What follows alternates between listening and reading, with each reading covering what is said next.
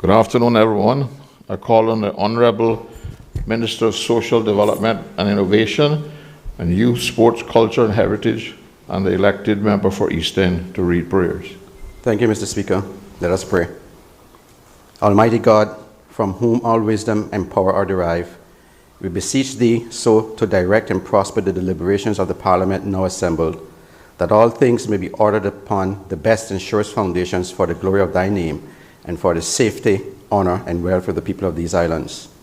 Bless our sovereign, King Charles III, William, Prince of Wales, and all the royal family. Give grace to all who exercise authority in our Commonwealth, that peace and happiness, truth and justice, religion and piety may be established amongst us. Especially we pray for the governor of our islands, the premier, the speaker of the Parliament, the leader of the opposition, ministers of the cabinet, ex officio members, members of Parliament, the Chief Justice, and members of the judiciary, that we may be enabled faithfully to perform the responsible duties of our high office. All this we ask for thy great name's sake. Let us say the Lord's Prayer. Our Father, who art in heaven, hallowed be thy name. Thy kingdom come. Thy will be done on earth as it is in heaven. Give us this day our daily bread, and forgive us our trespasses, as we forgive those who trespass against us. Lead us not into temptation, but deliver us from all evil. For thine is the kingdom, the power and the glory, forever and ever. Amen. The Lord bless us and keep us. The Lord make his face shine upon us and be gracious unto us. The Lord lift up the light of his countenance upon us and give us peace now and always. Amen. Amen. Please be seated. Parliament is now called to order. Administration of oaths or affirmations. Oaths of allegiance and due execution of office by Mr. Eric Bush, the Acting Honourable Deputy Governor, responsible for the portfolio of the Civil Service, to be the temporary ex officio member of the Parliament. Honourable Acting Deputy Governor. Clark can do that. Please, please.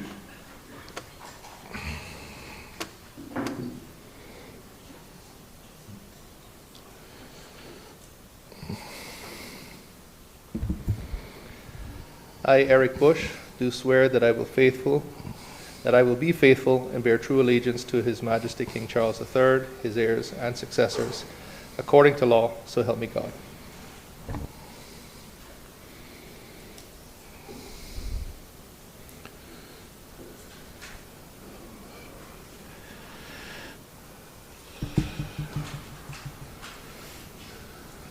I, Eric Bush, do swear that I will well and truly serve His Majesty King Charles III, his heirs and successors, and the people of the Cayman Islands in the office of ex officio member of Parliament, so help me God.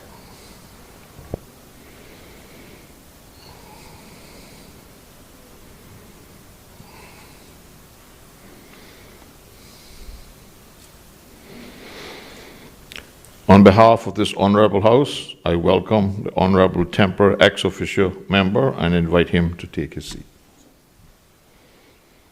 Please be seated.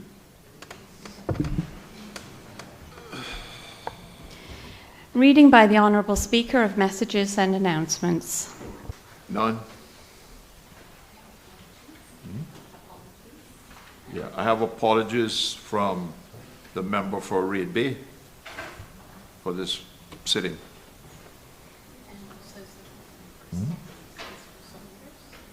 No, he's coming, but he's not here so we'll move on. But I didn't allow to do it tomorrow.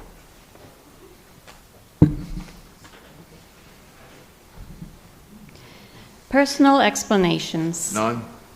Presentation of papers and reports. None. Urgent questions. None. Premier's questions. None. Questions to members of the government. None. Statements by members of the government. I have received a request from the Premier to make a short statement, and I have so approved his statement. Honourable Premier. Good afternoon, and thank you, Mr. Speaker.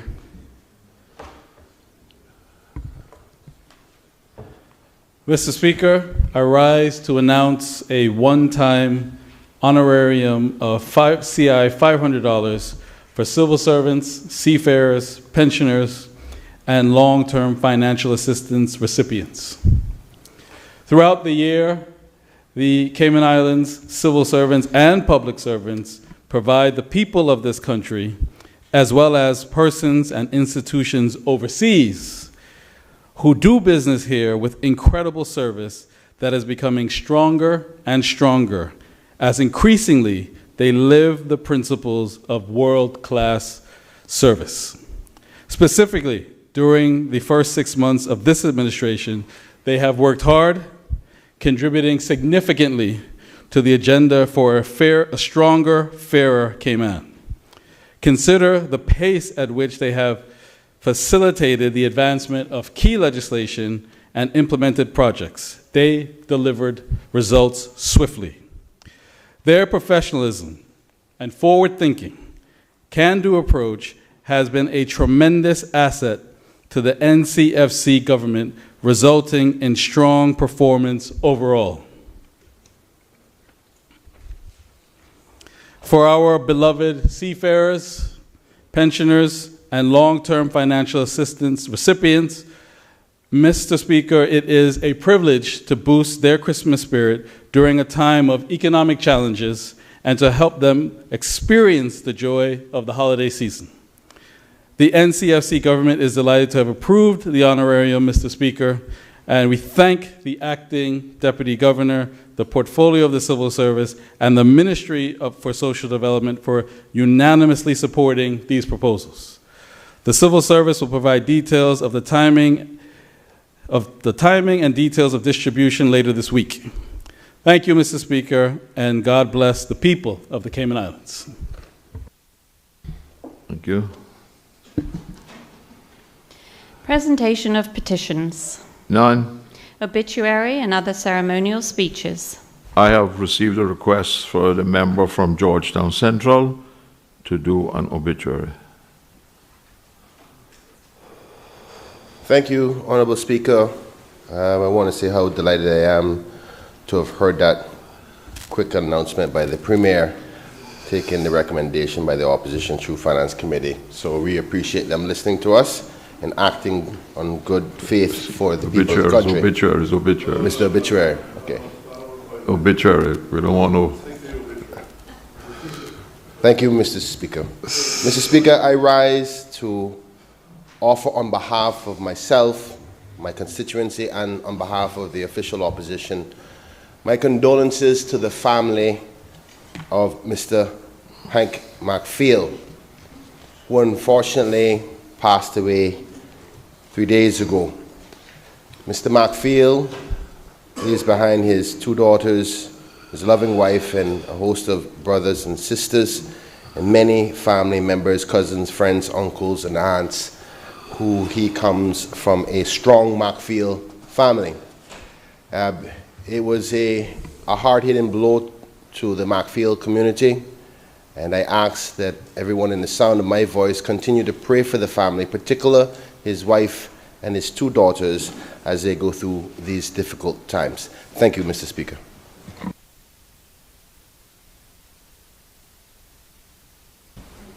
Mr. Speaker.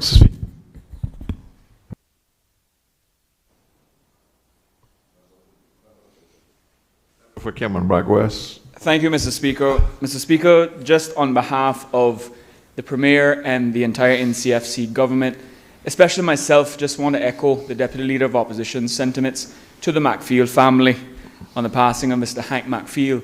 For those who do not know, my personal assistant in the ministry is Ms. Tamika McPhail, who is one of Mr. Hank's daughters.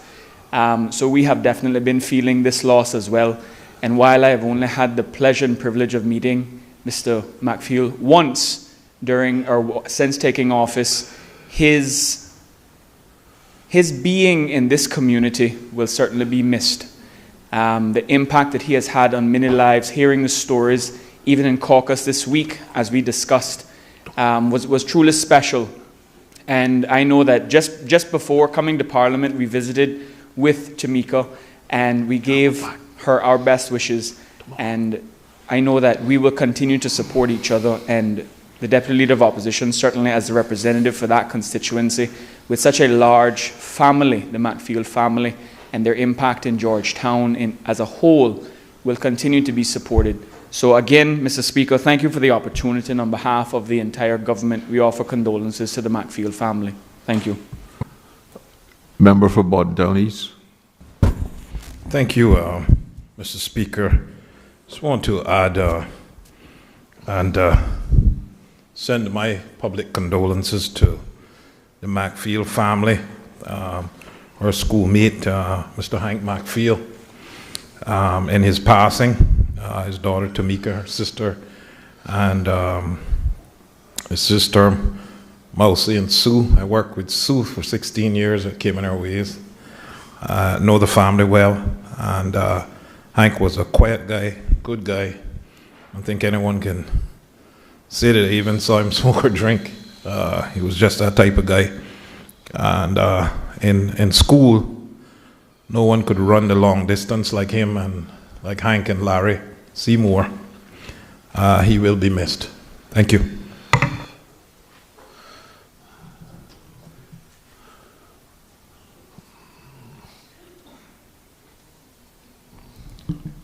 Raising of matters of privilege. None.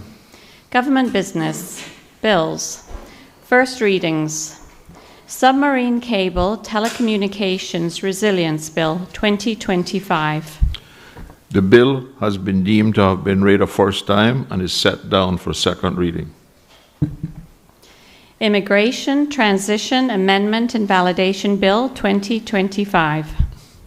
The bill has been deemed to have been read a first time and is set down for second reading. Second readings. Administrative Appeals Tribunal Bill 2025. Honorable Attorney General. I thank you, Mr. Speaker, and good afternoon, colleagues. Mr. Speaker, colleagues remember that this bill was given a first reading at a previous sitting.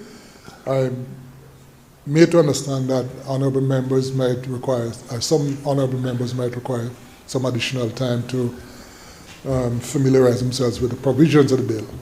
And as a result, I am moving a motion that the bill be withdrawn and be brought back at a later date.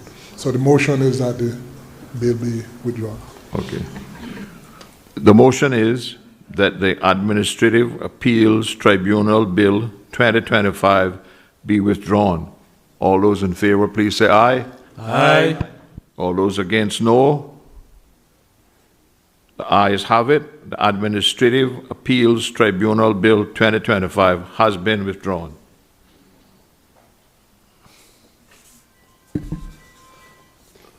Submarine Cable Telecommunications Resilience Bill 2025. Honorable Minister of Planning, Lands, Agricultural, Housing and Infrastructure. Thank you, Mr. Speaker. I beg to move the second reading of the Submarine Cable Telecommunications Resilience Bill 2025. The bill has been duly moved. Does the mover wish to speak thereto? Yes, Mr. Speaker. Go ahead.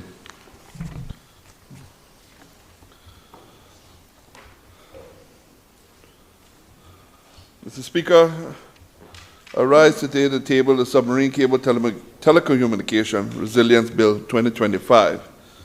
This is a focused bill with a strong purpose, and it speaks directly to the resilience and the future readiness of this country. The bill establishes the legal foundation for the Cayman Islands to secure a new subsea telecommunication cable connection, a system designed to strengthen our digital backbone, improve the redundancy, and protect the network, and support our people, our business, and our economy. Mr. Speaker, reliable connectivity is not a luxury. It is essential to the public safety, to the education, to the business, and the daily lives of the real people, real families, and real communities across our island. This legislation defines every part of the system, from the submarine cable to the landing station, to the beach manhole, to the front hall and the back hall. It ensures that the entire system operates under strong regulatory oversight through the Information and Communication Technology Authority Act 2019 revision, ICT Act, and the Utility Regulations and Competition Act 2024, and the URC Act. It empowers government to enter an agreement with a qualified commercial partner. It requires that any such agreement contains and protections for our country deserves the continuity of services and define the handover provisions, proper risk allocations, and step in the rights so that the Cayman Islands will never be left vulnerable. The bill requires transparent selection through the Procurement Act, and it requires a financial discipline through the Public Management and Financial Act, ensuring that any expenditures is fixed, authorized, and tied to performance milestone. I would like now to talk about how this achievement is specified in the clauses. Clause 1 of the bill ensures that the legislation is immediately enacted to allow us to move forward promptly with this important work. Clause 2 clarifies and defines the element of the submarine cable system that this bill addresses. Clause 3 contains the key power for the government needs as the legal foundation for moving forward with this initiative. It also sets out the key safeguards that must be included in the partnership agreement to provide the nation with the essential legal protections and to ensure the continuity of the operations of the new critical national infrastructure through its life. Clause 4 makes absolutely clear that the initiative will follow all procurement legislation and regulatory legislation, namely the Information and Communication Technology Authority Act 2019 revision, the ICT Act, and the Utility Regulations and Competition Act, and the URC Act. Clause 5 addresses the special regulatory treatment of the assets made available to the initiative by the government as part of the commercial agreement, requiring that the commercial partners to assume the regulatory burden associated with these. And Clause 6 makes clear that the fixed financial contribution to be made by the government to the contract of the commercial partner is made in accordance with the Public Management and Finance Act 2020, and I should emphasize that this is the single fixed phase contribution made during this project on the construction phase. No further payment to the partner are permitted. It's a once and for all system expected to have a lifetime for 25 years. The bill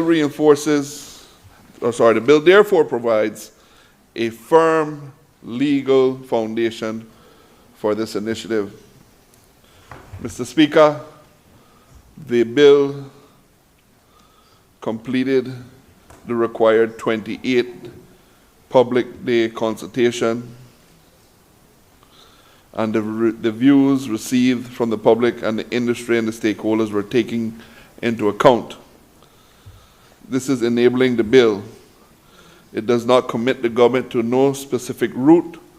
It does not award the contract. It does not set the commercial terms.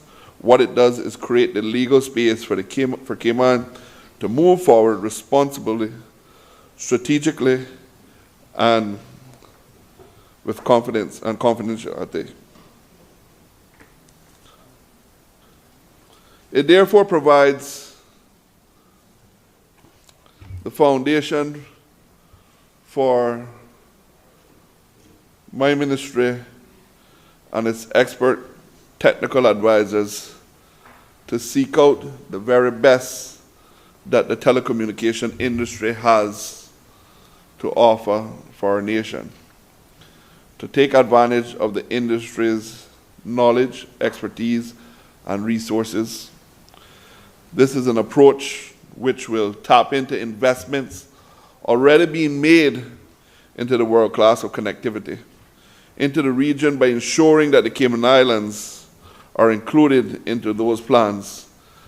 This partnership approach will balance the costs, risks, and benefit between the government and the industry to deliver the best possible outcome for the people of the Cayman Islands. My ministry has already held detailed discussions with many potential commercial partners to understand the market and the possibilities. We have also worked to develop a stringent set of requirements to ensure any solution is fit for purpose as a critical nation infrastructure, and to ensure that the government's commercial partner will have the strength and stability to match the reliance that will be placed on them. All this will be done while working with the spirit of the telecommunications market in the Cayman Islands. The approach we are taking is proven one.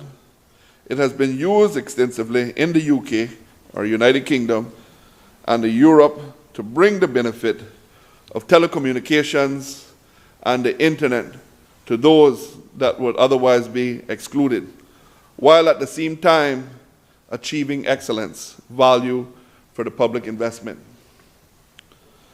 Mr. Speaker, this bill is about resilience, national strength, and preparing our island for the future.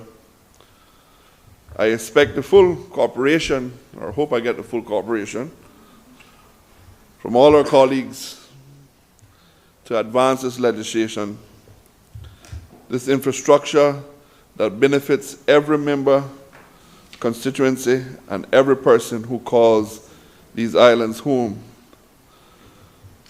Mr. Speaker, this has been something that we have been working on for quite some time, from the previous administration, and now continuing to move the ball forward for several years. I think maybe went through 2 administrations maybe, and now we're here today putting in the legislation for the next step to move forward. Mr. Speaker, I commend the Submarine Cable Telecommunications Resilience Bill 2025 to this honorable House, and I look forward, if I could say, a swift passage. Thank you. Does any other member wish to speak? Leader of the Opposition. Thank you, Mr. Speaker. Just very briefly, I rise to say that the official opposition, having had some consultation with the minister and his team, have no real issue with the Submarine Cable Telecommunications Resilience Bill 2025, and we look forward to hearing more details on the proposed project and the attached, as we understand it, possible public-private partnership. So until then, we reserve our right to comment on it, but support the advancement of this important matter.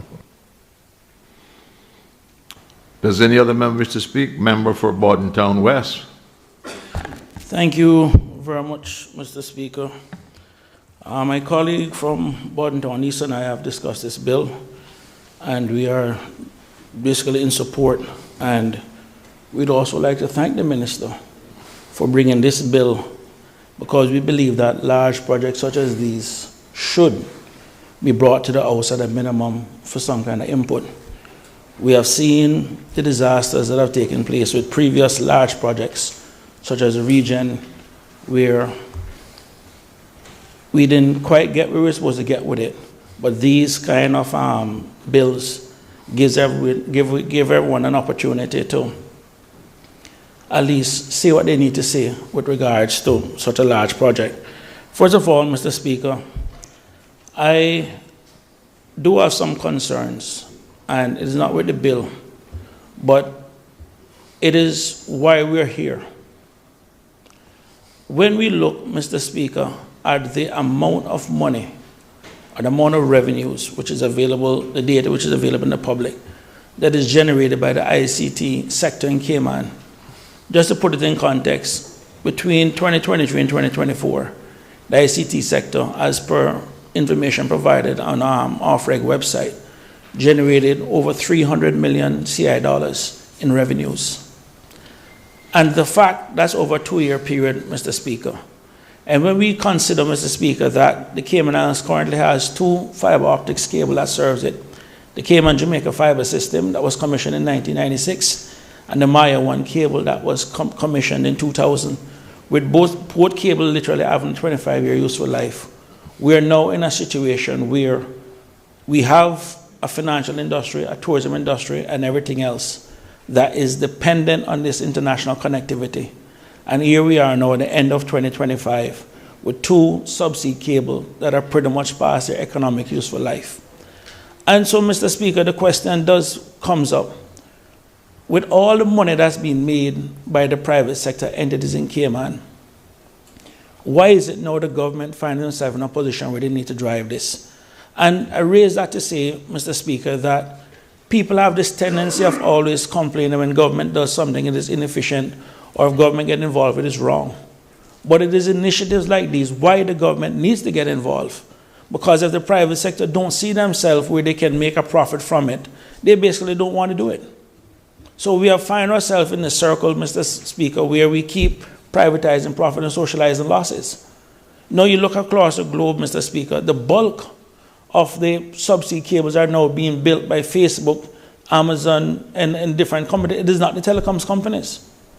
And the thing about it is, Mr. Speaker, and I'm going to say it, there was a recent announcement that came out where the Maya 1 cable was being, quote unquote, upgraded capacity.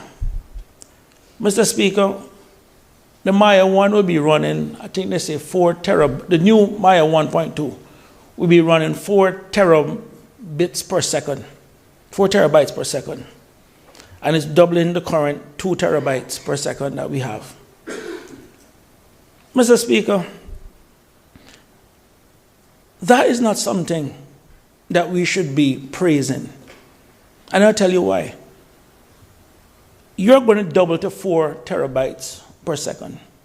Do you know what the new cables are running now, Mr. Speaker?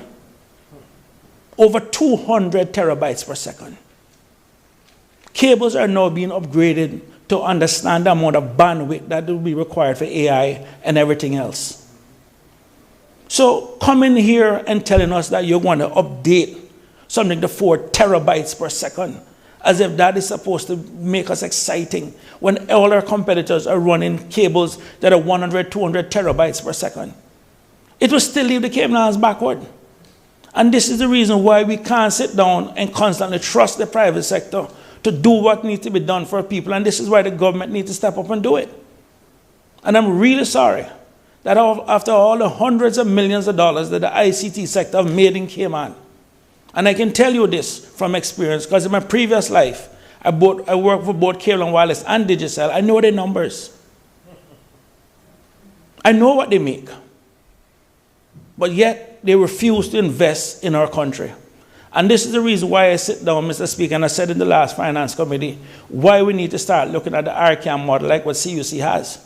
Because these companies are making money hand over fist.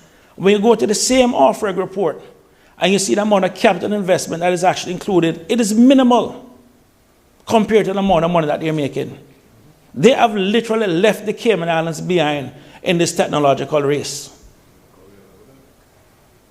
As my colleague just said, because we have allowed them to do so. So, Mr. Minister, I am happy that you have brought this bill. I am happy that we have a chance to discuss certain things with this bill. And I am really sorry that we have now found ourselves in a situation where the country is left with 2 submarine cables that have now passed their economic useful life. And this is what we have to resort to. But, Mr. Minister, I really hope you don't stop there. I hope we start looking at the other utilities that we need to get involved with. Because, Mr. Speaker, let me tell you something. The world is changing. In case anyone hasn't realized it, the world is changing. Earlier this year, a major event happened in the United States that has made little media attention. The U.S. government, Mr. Speaker, outside of emergency or a financial situation, went out and invested in 4 companies. Those 4 companies that they invested in were designed to basically future-proof the United States from a national security standpoint. They went out and they decided that they need to invest in minerals, energy, basically the internet, and microchips. 4 of them. Bernie Sanders got up and praised Donald Trump for doing it. And I say this the same as the Speaker, is that the US has now come to the realization that when they look at China, who's now literally the global leader in this situation, 71% of the Fortune 500 companies in China is state-owned. They're owned by the Chinese government. They are now realizing that American companies can no longer compete with those Chinese companies that literally have state resources. So in a time and age where people believe that privatization is the way to go and private is everything else, we're now seeing government stepping in. The UK themselves are struggling with the same issues now. They went and they privatized a lot of stuff in the 70s and 80s. Now they realize that for national security purposes, some of those things now needed to have been in the public domain. They needed to have some level of ownership by the public. So I am curious, I'm anxious to see what the final initiative will turn out. I am expecting good things. The minister already has a track record of delivering, so I expect nothing less from him. I know he has a good team led by a good chief officer. So from that standpoint, Mr. Speaker, I'll be watching it closely to directly see where we end up with this. And for right now, like I said, the country does need this submarine cable. This is something I campaigned on from before, and you can remember back, Mr. Speaker, from 2017 we were talking about the same issue. So this is something that's been going on for too long now. And in all of that time, if we look at when we started this process to where we are now, the ICT sector would have made well over $1 billion in revenues and still leave the Cayman Islands vulnerable and backward in this standpoint. So, Mr. Speaker, with that, I just need to get that off of my chest and just wish the Minister luck, and whatever we can do to help on this side, we will help. Thank you, Mr. Speaker. Does any other member wish to speak? Member for Georgetown Central. Thank you, Mr. Speaker. Just for a short clarity and request for confirmation through the Minister for this bill. Mr. Speaker, first, as you heard from our Honourable Leader, where our support lies in respect to the Minister's intent with this bill. But I'm standing on a procedural matter, Mr. Speaker, which I think is something the government has to start mandating their practice with, which is the cost factors with all legislation, a provision upon which the government has accepted that is good practice with all Cabinet Papers approval and for bills to come to Parliament. What are the cost implications of implementing any such bill or change? Whether it's nil or not should be outlined in the delivery of any bill, because most times it's not factored in, and we've seen through a Public Accounts Committee where it's unbudgeted for and therefore causes irregularities from a funding perspective. So I just ask if the government has done that, and this because this being the first bill that we are dealing with since I've been aware of it, as well as since the Public Accounts Committee has brought it as a matter of concern, and with the government through its Deputy Governor and Minister of Finance, that the obligation to ensure that those cost factors are outlined within the Cabinet approval before coming to Parliament, that was those factors laid out, because they were not sent to members, and I know the Honourable former Premier Wayne Banton would know exactly what I'm speaking of, in order for us to consider in the realm of the decision to support or not. Not suggesting that that's the case here, but I think it's time now for us to start practicing that, as we do have another bill before us shortly, which I have also recognized the cost factors for implementation has not been offered in the submission to Parliament for members to consider within the debate of approval. So, Mr. Speaker, I only want to put that on record as not only for a contribution to this bill, but also as a member of the Public Accounts Committee of Accountability of any legislation implementation and the cost factors that it has on the overall governance of the country. I hope that the government will register that and take it into consideration in all of their future proposals and bills, so we can properly deliberate on those factors, even if it says nil. But the contribution to the Hansards will protect the government as well as inform the public as to the realities of any legislational changes to this country. Thank you, Mr. Speaker. Does any other member wish to speak? Does any other member wish to speak? Does any other member wish to speak? Does the mover of the bill wish to exercise his right of reply? Yes, Mr. Speaker. Honorable Minister. Mr. Speaker, thank you. Mr. Speaker, I want to thank the official opposition for their full support. I want to thank my other opposition from the twins from Bodden Town for their full support, the East and the West, and for the member for Georgetown Central taking on his recommendations and also hearing what his concerns were about the cost factors. When we go back out to procurement, we will be able to know what those cost factors will be looking more like and be able to bring them back to be able to put that into the final business case and to go into cabinet. But Mr. Speaker, I want to promise this honorable house here that I will keep this honorable house up to pace step by step as we continue to move along with this sea cable, because it's a large investment for the country. And I know there's great opportunity for us to get this done. I've been working on this for myself for almost 4 years now. I came and found it on the desk and I continue to push it along. And we're here today now, and then going back to the final stages of it. And I know my colleague from Bodden Town West is well versatile in the telecommunications section. And he knows that if there's any time that I need him, I always call him to have a call with him, just to run something off of him to get his expertise, because I know that is one of his expertise of his wheelhouse.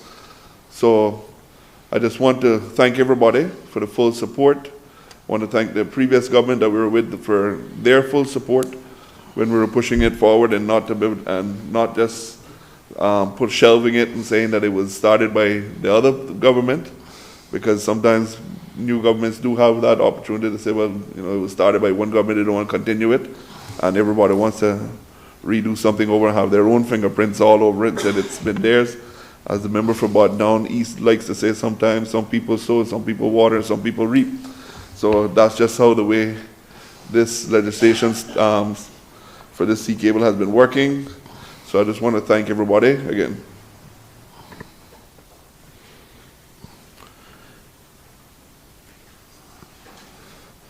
The question is that a bill shortly entitled the Submarine Cable Telecommunications Resilience Bill 2025 be given a second reading. All those in favor, please say aye. Aye. All those against? The ayes have it. Submarine Cable Telecommunications Resilience Bill 2025 has been given a second reading. Immigration Transition Amendment and Validation Bill 2025. Honorable Minister for Cayman Employment and Immigration. Mr. Speaker, I beg to move the second reading of a bill entitled Immigration Transition Amendment and Validation Bill 2025. The bill. The bill has been duly moved. Does the Minister wish to speak thereto? Yes, Mr. Speaker.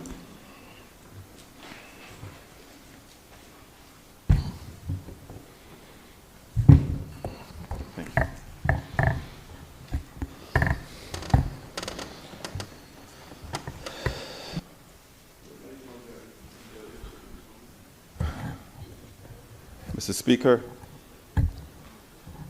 today I'm proud to lay before you and the members of this honorable House the Immigration Reform Bill. It has been 15 years since meaningful immigration reform has been passed. Today we need a common sense next step forward of this approach. This bill is the first in a series of reforms to address the injustices and inefficiencies experienced by our people and guest workers, the strains on the government systems and budgets, the unnecessary hurdles and excessive time frames that businesses face in our immigration system. This bill is our opportunity to protect workers in our country, to create and enforce employment opportunities for our people at all levels, to get a job and progress with priority. The bill is our opportunity to close the loopholes used far too long by bad employers or workers looking to game our systems. I would like to provide some context for our debate. Sorry. Okay. Let me just take this off then. Thanks.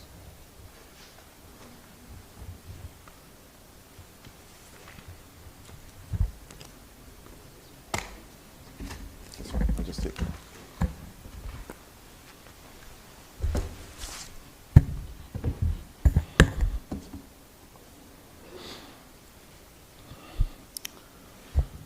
I would like to provide some context for our debate around the current reality, the case for reform and why we must act now, how we have ensured a fair approach, including public and private consultations, common objections, and the costs of further inaction. 80% of this bill aligns with the white paper submitted to Parliament in January 2025 by the previous government.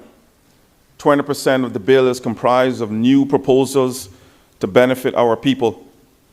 An example of this is the term limits for guest workers in the civil service. This alignment exists because our immigration challenges are not new. The solutions are neither new or radical. They're just overdue. The challenges of immigration are also not unique to Cayman.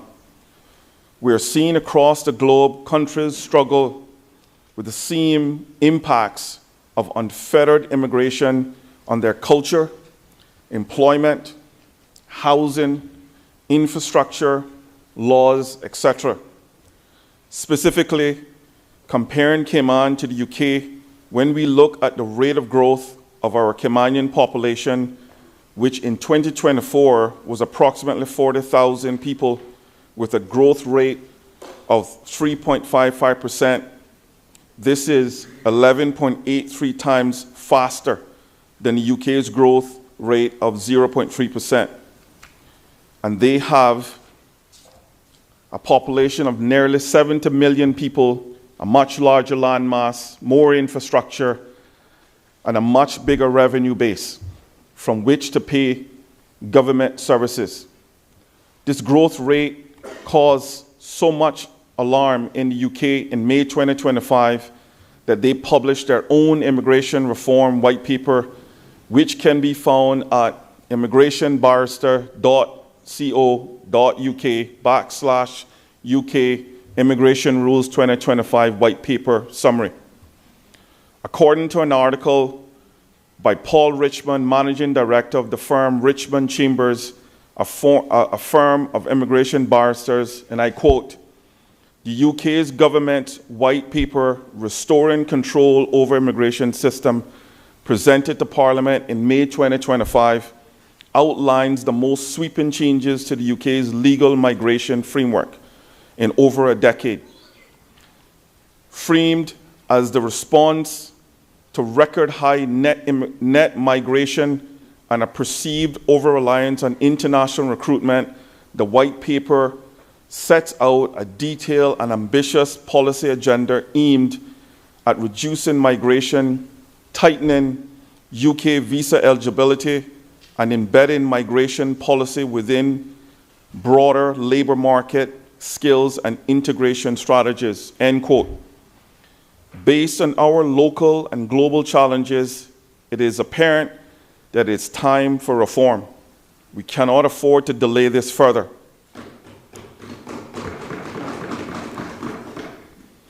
I am looking forward to meaningful debate, and I have no doubt that opposition will provide it today. Today, I hope that members of the opposition will not delay its progress by abstaining from the vote when we have a solution available for immigration reform. Today, there is an opportunity to choose to work across the aisle for the betterment of our people and to pass the bill with yes votes in unity for our country, and I look forward to that.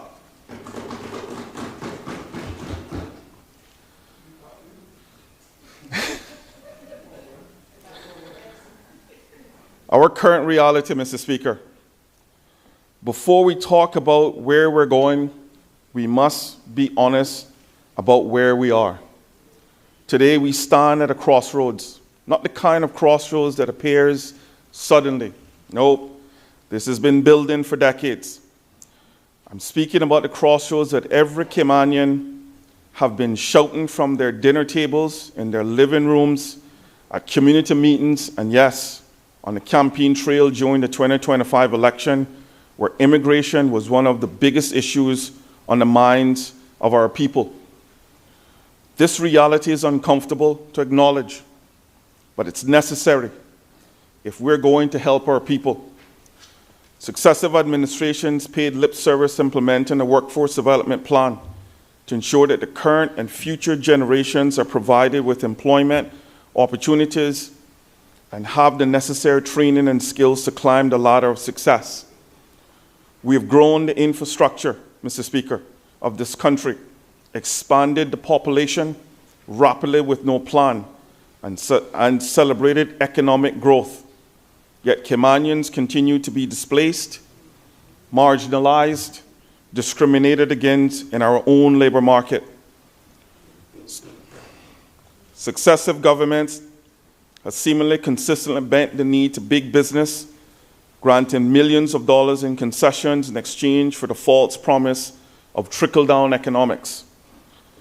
Meanwhile, our immigration, labor, and pension laws have been weakened in favor of higher fee revenue from the private sector. Each budget year, tens of millions of dollars are poured into secondary and tertiary education. Yet our graduates still struggle to find meaningful employment in what is, by all accounts, a strong and thriving economy. The social consequences of imbalance are profound. Families under strain, young people disillusioned, and communities fractured by inequality and dependency on the government for survival. I have countless stories from throughout my 35 years as a social worker, youth and family advocate, and a workforce development and employment readiness trainer to many of the most vulnerable Caymanians. This picture, though, isn't just for those that struggle. This picture encompasses highly educated and experienced Caymanians. It encompasses business owners who want to do the right thing. It also encompasses the average Caymanian who, for far too long, have felt lost in our own country. They have felt like strangers in the land their grandparents built with their own hands. They have watched with growing fear and frustration as the promise of opportunity in our own homeland slipped further and further from their grasp and completely out of reach of their children and grandchildren. in my short 9 months in office, I regularly receive phone calls, text messages, and emails to this effect. I know every member of this House may be able to share similar experiences. While that sounds bleak, as Minister Nicholas DaCosta said throughout the 2025 CINP campaign, better days are coming. Today is an opportunity to start to rebuild the trust our people have in us as leaders. Caymanians are pleading. Who's looking out for us? Who's protecting us? Who's ensuring fairness in the labor market?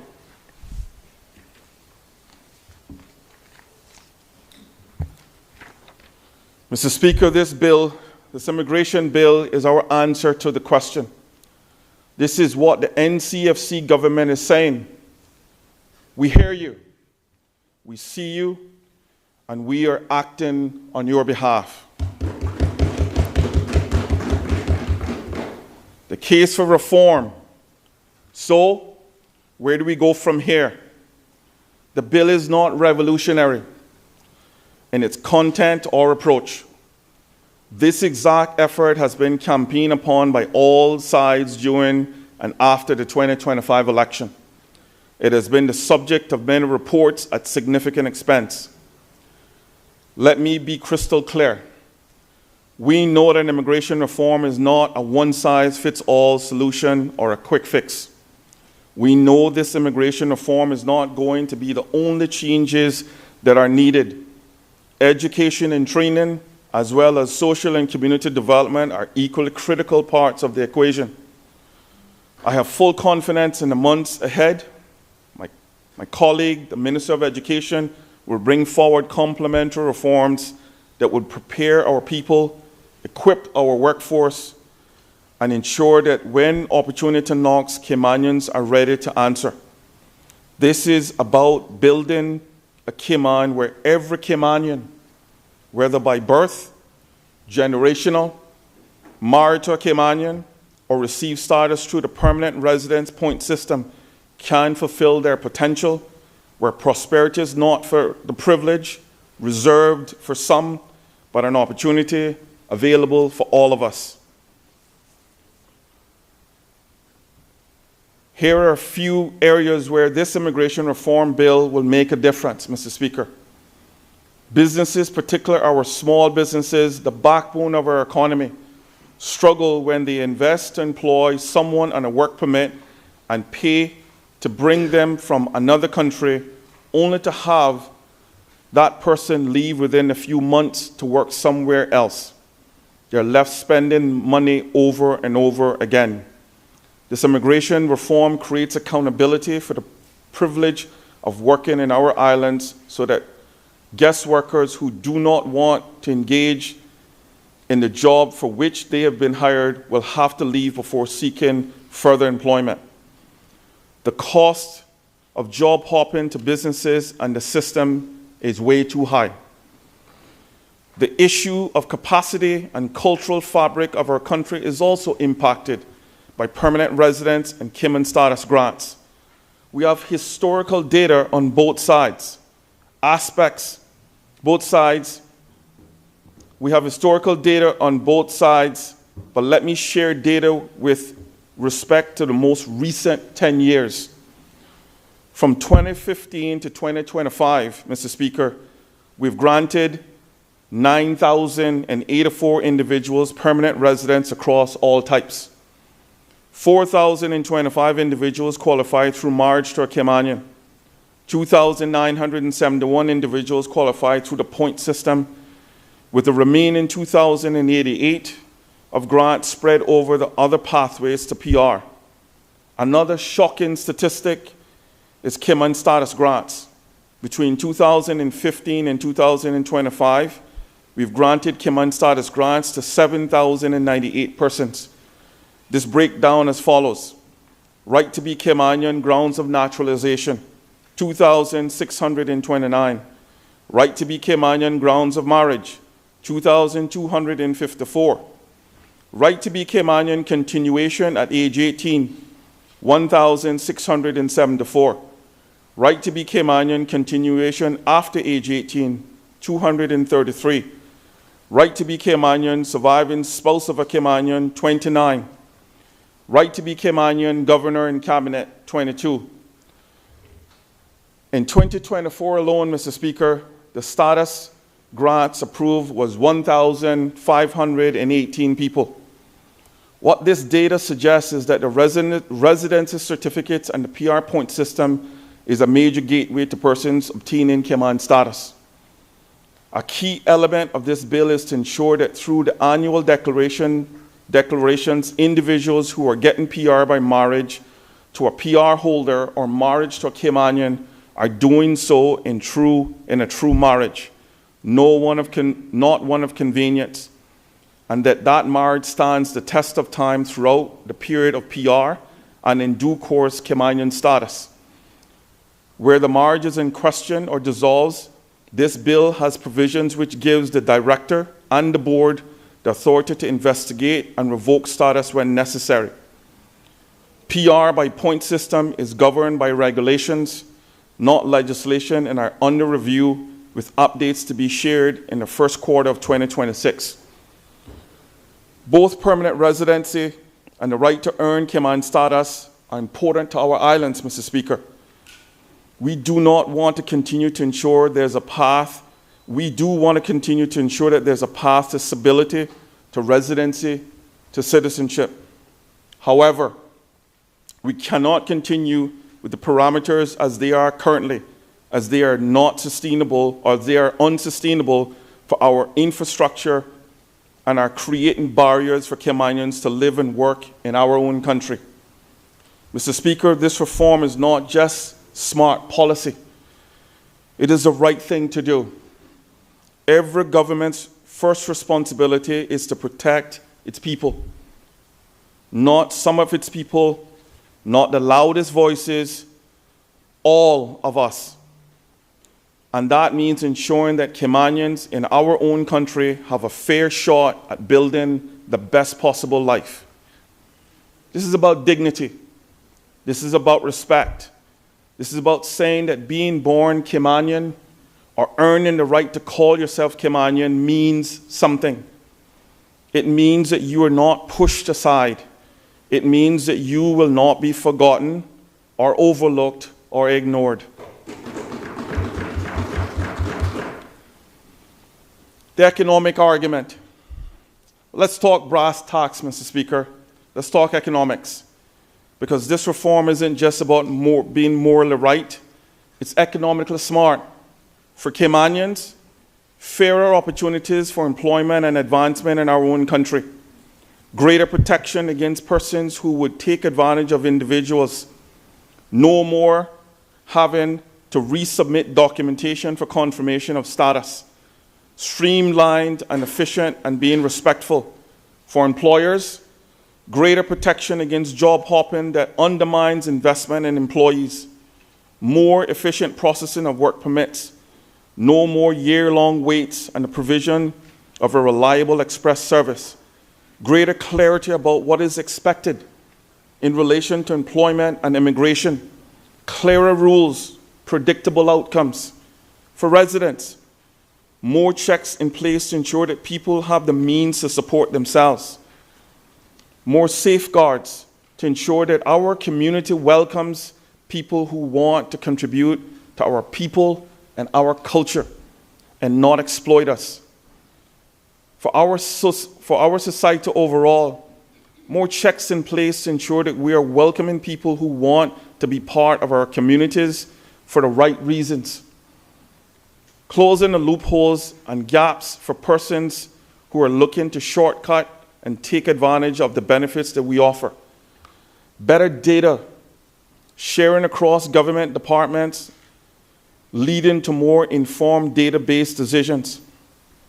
Mr. Speaker, let me give you a couple of real-life examples of the impact of not doing anything at all. I want to introduce you, Mr. Speaker, to a young man that I will call Sam, who's Caymanian. Sam is 47 years old. He is a father of 2 school-age children, a husband, and a main breadwinner of his family. Sam is an IT expert. He has about 15 years experience along with many certifications. Sam's position was made redundant 8 months ago. He has applied to over 70 jobs since being made redundant. No one has called him back despite him applying through the Jobs Cayman portal and being assigned an employment service unit officer. Sam has spent all his savings and is unable to support his family. He's desperate to work and support his family. Sam feels shame, guilt, and he's angry. He feels abandoned by us. Sam told me he thought about ending his life, and by the grace of God, he did not. He feels that he has failed his family and is less than a man. Out of desperation, he applied for welfare benefits and is currently receiving welfare payments as an able-bodied Caymanian who wants to work.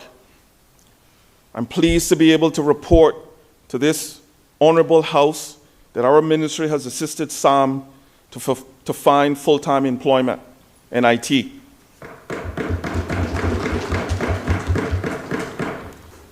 I want to introduce you, Mr. Speaker, to Kylie.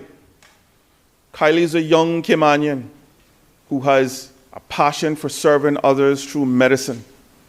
She received a government scholarship for about 2.5 years, which equaled to about $50,000 in investment in her.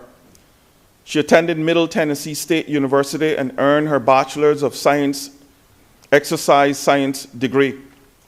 Upon graduation, she stayed in the U.S. to sit her board exams and earn the prerequisite experience to become a fully certified registered nurse. While away, she fell in love and married her American partner. Always wanting to return home and cognizant of the commitment of her scholarship terms, Kylie and her husband made plans to return to Cayman in September 2024. Ahead of their move, Kylie applied for countless amounts of jobs at major healthcare facilities and private clinics. She received no reply from any of them. Through a family connection, she was able to speak directly to a possible employer she had applied to, gaining an interview in November 2024, and secured a verbal offer in December 2024. On that basis, her husband sought employment on the island in his field of work, IT. By contrast, he was contacted by several employers immediately and secured an offer to start in February of 2025, inclusive of a relocation package. Despite Kylie's qualifications, contractual obligations to return home, her desire to return home, and a job offer, Kylie only received her approval to work from the Nursing Council a full year later in October 10, 2025. What seems to have been based on a family connection and who spoke directly to her employer. This scenario exists because our antiquated laws, our policies required 3 years experience for anyone with an overseas nursing license. It was suggested to Kylie at one point that she should go back to the US, gain the experience, and then return to Cayman. Mr. Speaker, imagine telling a young Caymanian that she cannot gain experience in her own country, making her jump through hoops for more than a year, knowing that she was on a scholarship with expectation to return home while her expat partner found a job to begin within 3 months. That is the red tape that at the finest, that is the red tape at its finest, and it drove Kylie away from her home country. Thankfully, for a community connection, family support, innovation and determination on the part of her new employer, and assistance from my colleague, the Honorable Catherine Ebanks-Wilkes, the Minister of Health, we were assisting Kylie through a system that does not prioritize Caymanians. Today, Kylie is working as a registered nurse and has a bright future with a goal of working in the maternity care as a midwife. Minister Ebanks-Wilkes is working to ensure that regulations are updated and the data sharing provisions in the immigration bill law will ensure that we, the government, aren't the barrier to our own people's success in our country, but rather the conduit and the protector of the prosperity through planning.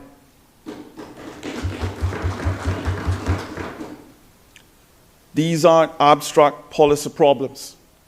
These are real people, real families facing real discrimination, real delays, and a lot of despair. We should no longer allow time to pass in helping experienced Caymanians like Sam and newly qualified Caymanians like Kylie and the many more Caymanians like them. We must act now. The cost of further inaction. Mr. Speaker, let's explore the cost of further inaction. What happens if we continue on this path and change nothing? Not just for Sam and Kylie, but for our country as a whole. Why? Because approximately $39 million on tertiary scholarships. We spend approximately $39 million on tertiary scholarships each year to educate our people. We currently have approximately 1,800 students enrolled in tertiary education on government scholarships as of fall 2025. The Department of Financial Assistance spends approximately $60 million a year in welfare. The increased Ministry of Health indigent healthcare insurance is approximately $75 million a year. If we continue on this path, we will have an overburdened infrastructure and public services, increased difficulty for Caymanians to access jobs, housing, and land ownership, loss of cultural balance, and loss of our Caymanian identity. I reiterate that the rate of population growth, in particular the rate at which people are becoming permanent residents and the rate at which people are becoming Caymanian, is simply financially unsustainable. Beyond the economics of this problem, we also have a socio-cultural problem. The answer is simple and devastating. We're losing our identity. We're losing our people, and we're losing the very soul of what makes this island our home. We cannot allow this to happen, and no longer on our watch. How do we address legitimate concerns? Even if we agree today that our reality is no longer acceptable, if we agree that there is a case for reform, and we agree that the need to act now, there will still be questions and legitimate concerns. Let me address those as I'm hearing most frequently or urgently head on. They are in no particular order. Number one, concern. This will make Cayman unwelcoming to expatriates. Answer, not at all. We still very much welcome the labor we need to fuel our economy. We have more jobs than we have Caymanians. So we need labor, but mutual respect is required on both sides. To quote the distinguished Dr. Roy Borden in a speech from June 2023, I quote, "Guest workers should never forget that they are guest workers in another person's country." End quote. We owe guest workers a fair immigration process, and we owe them safe and fair working conditions. We do not owe them a fast track to residency or a guarantee of the same privileges as our people. The policy changes and legislative amendments in the bill are based on data, and the committee stage amendments are based on consultation and feedback.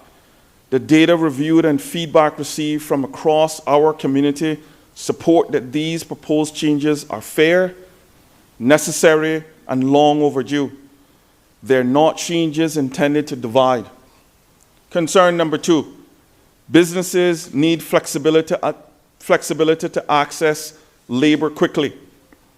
Response, and they will have it. I do not expect local businesses to hire Caymanians who are not capable of filling the roles. All I am asking is that the suitably qualified or experienced Caymanians are given a fair chance to be considered for jobs, and that where the Caymanian skills, experience, and qualifications line up with the role as it is required within our current laws, they're given the priority to fill the role. We're not stopping work permits. We're simply saying, apply for a work permit grant rather than clogging up the system using temporary permit applications for jobs that aren't temporary. Yes, we know that the onus is now on the government to dramatically improve the turnaround time for processing work permits. We know that we have to improve workflows.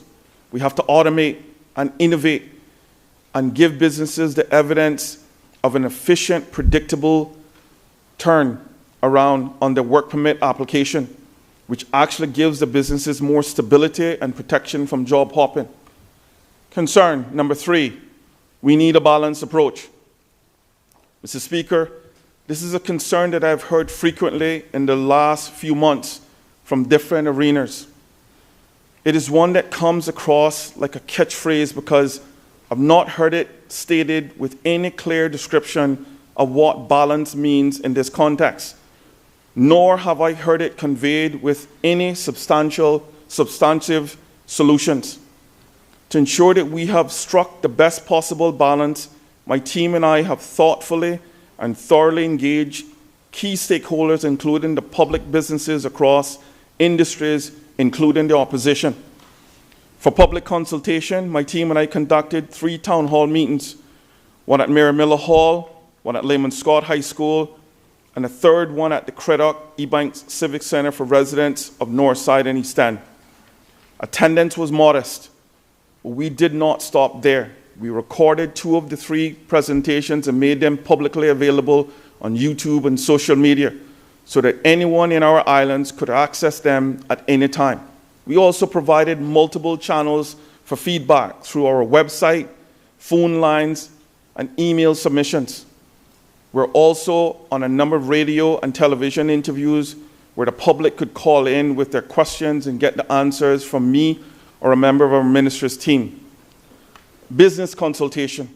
I'm proud to say that we receive valuable and constructive feedback from the business community, feedback that is helping us shape a better, more transparent, and more efficient system for everyone who lives and works in these islands.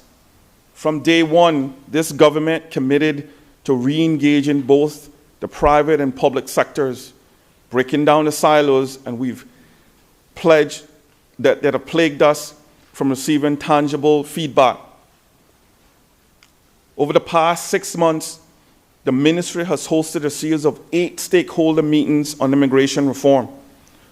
The stakeholder meetings were overwhelmingly attended by approximately 80+ company representatives across every major employment sector: construction, retail, hospitality, finance, small business, and professional services.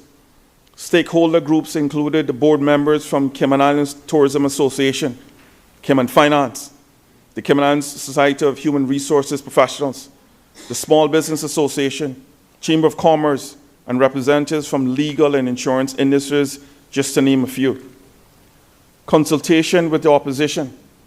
Our team held 2 sessions with the leader of the opposition and its members on October 27th and 31st to walk them through the proposed changes and seek their feedback. Our goal in all parts was to be transparent and collaborative, and we have used that feedback to shape and adjust this bill as needed. For the avoidance of doubt, where balance is offside, my view is that it should always be grounded in fairness and legality in the favor of our people, whether they are business owners or employees. Concern number 4, jobs will disappear or companies will not be able to recruit. Mr. Speaker, in 2024, according to the Cayman Islands General Register, 8,928 companies either left our jurisdiction or closed their doors. It's nearly 9,000 companies ceasing operations. Michael Miles was not in power and immigration was not on the table. There are many factors that businesses have shared during our stakeholder sessions that impact their decision to do business in Cayman, as well as their staffing complement on the island. Many of these factors are beyond the scope of this immigration bill, like global regulatory changes, impacts in digitization and AI, and cost of living, which impacts our guest workers as well as Caymanians. If hiring Caymanians and protecting the pathway to citizenship means some companies want to close shop or offshore jobs, then I expect that this will be as a result of many complex considerations and also hopefully conversations with the government. My NCFC colleagues and I will work hard to grow the economy and create other jobs with employers who respect our people and the necessity of our laws. I accept that this is not an exhaustive list of questions or concerns, but I also do not think that any of these concerns substantiates a position where we do not move forward with the immigration bill today. We cannot afford to do nothing anymore. Caymanians have to be more in a favorable position than they were yesterday, and they are going to be tomorrow. The vision, a Cayman that works for Caymanians and continues to support a diverse and growing modern economy. Mr. Speaker, I would like to share with you what my team and I think what success looks like. Not a picture, Mr. Speaker, let me paint for you a different picture now.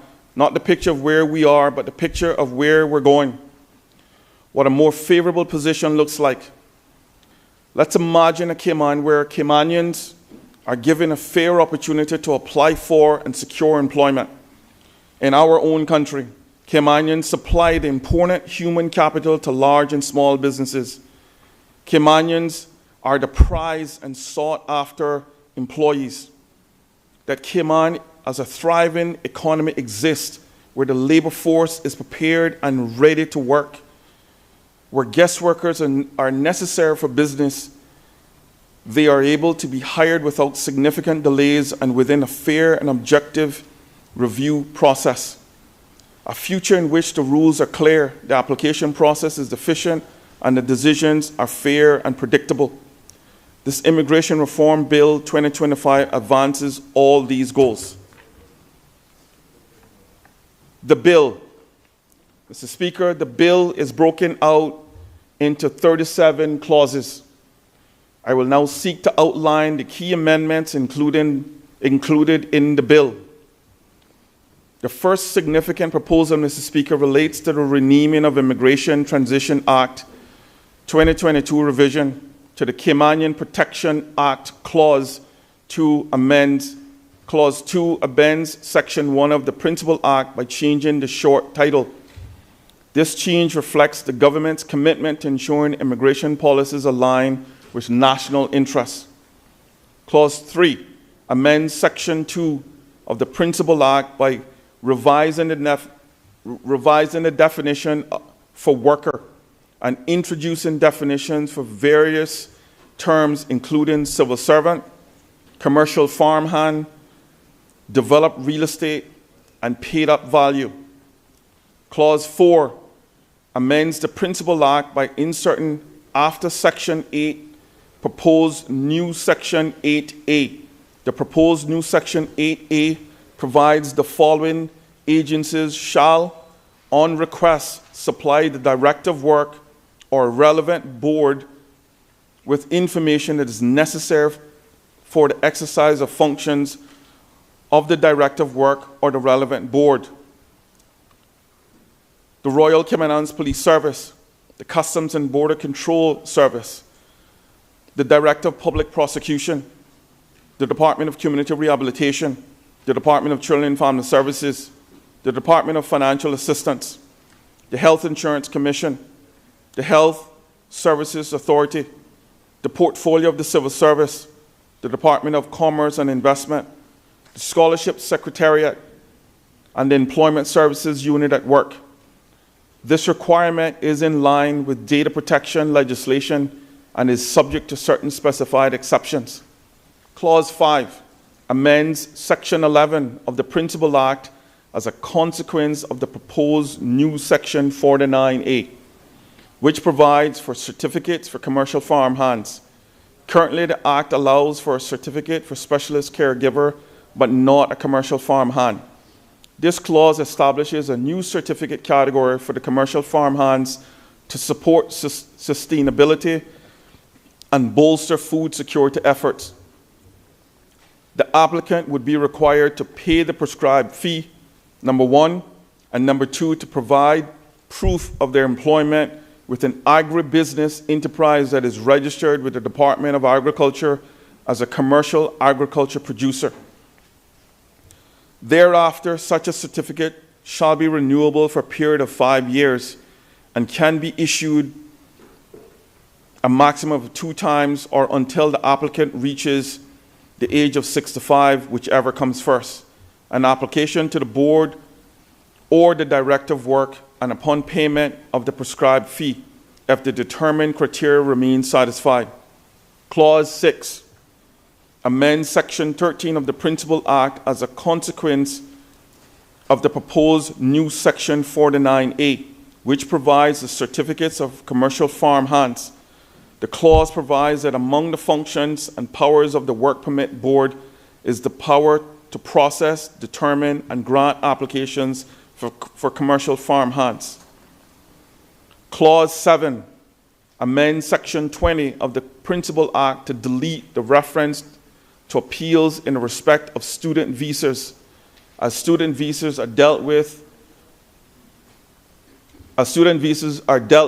under the Customs and Border Control Act of 2024 revision.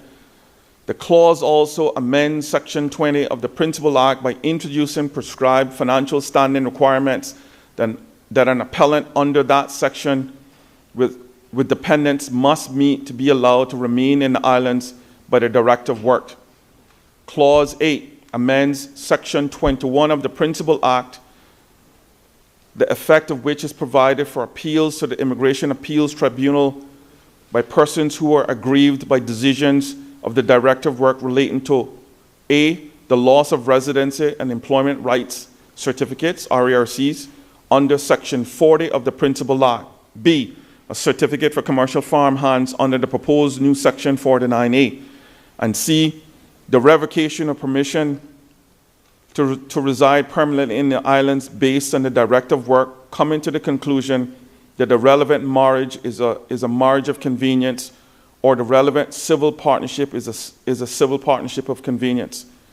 Clause 9 amends Section 26 of the Principal Act, among other things, to provide for another mechanism by which a person who believes that the person possesses the right to be Caymanian under Section 26, subsection 1, subsection B, i.e. Caymanians has a right to receive formal confirmation of status from the Director of Work without completing the application process.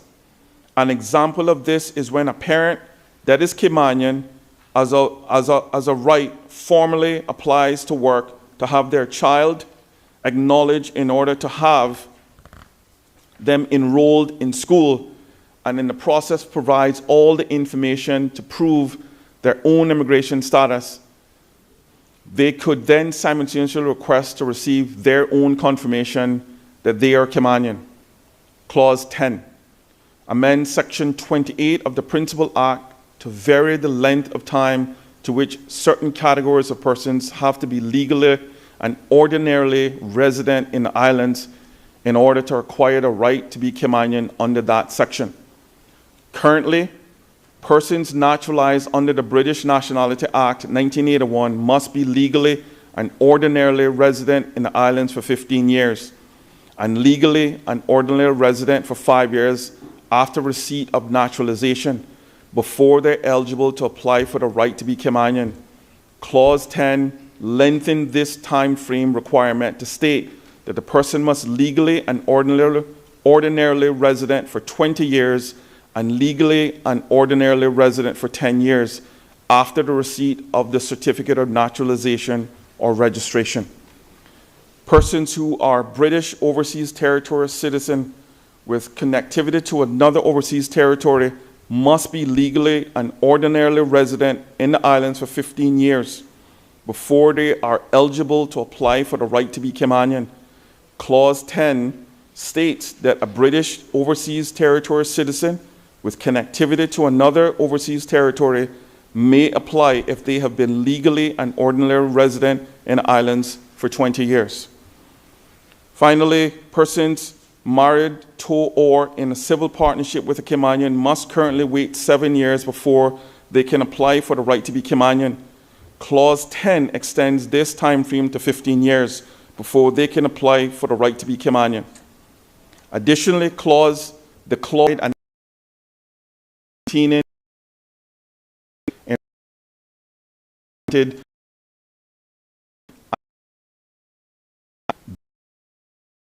completed on the anniversary of the date of the grant of the right to be Kimanian or the date that the board may specify. This obligation is proposed to be the last for a period of 7 years after the person is granted the right to be Kimanian.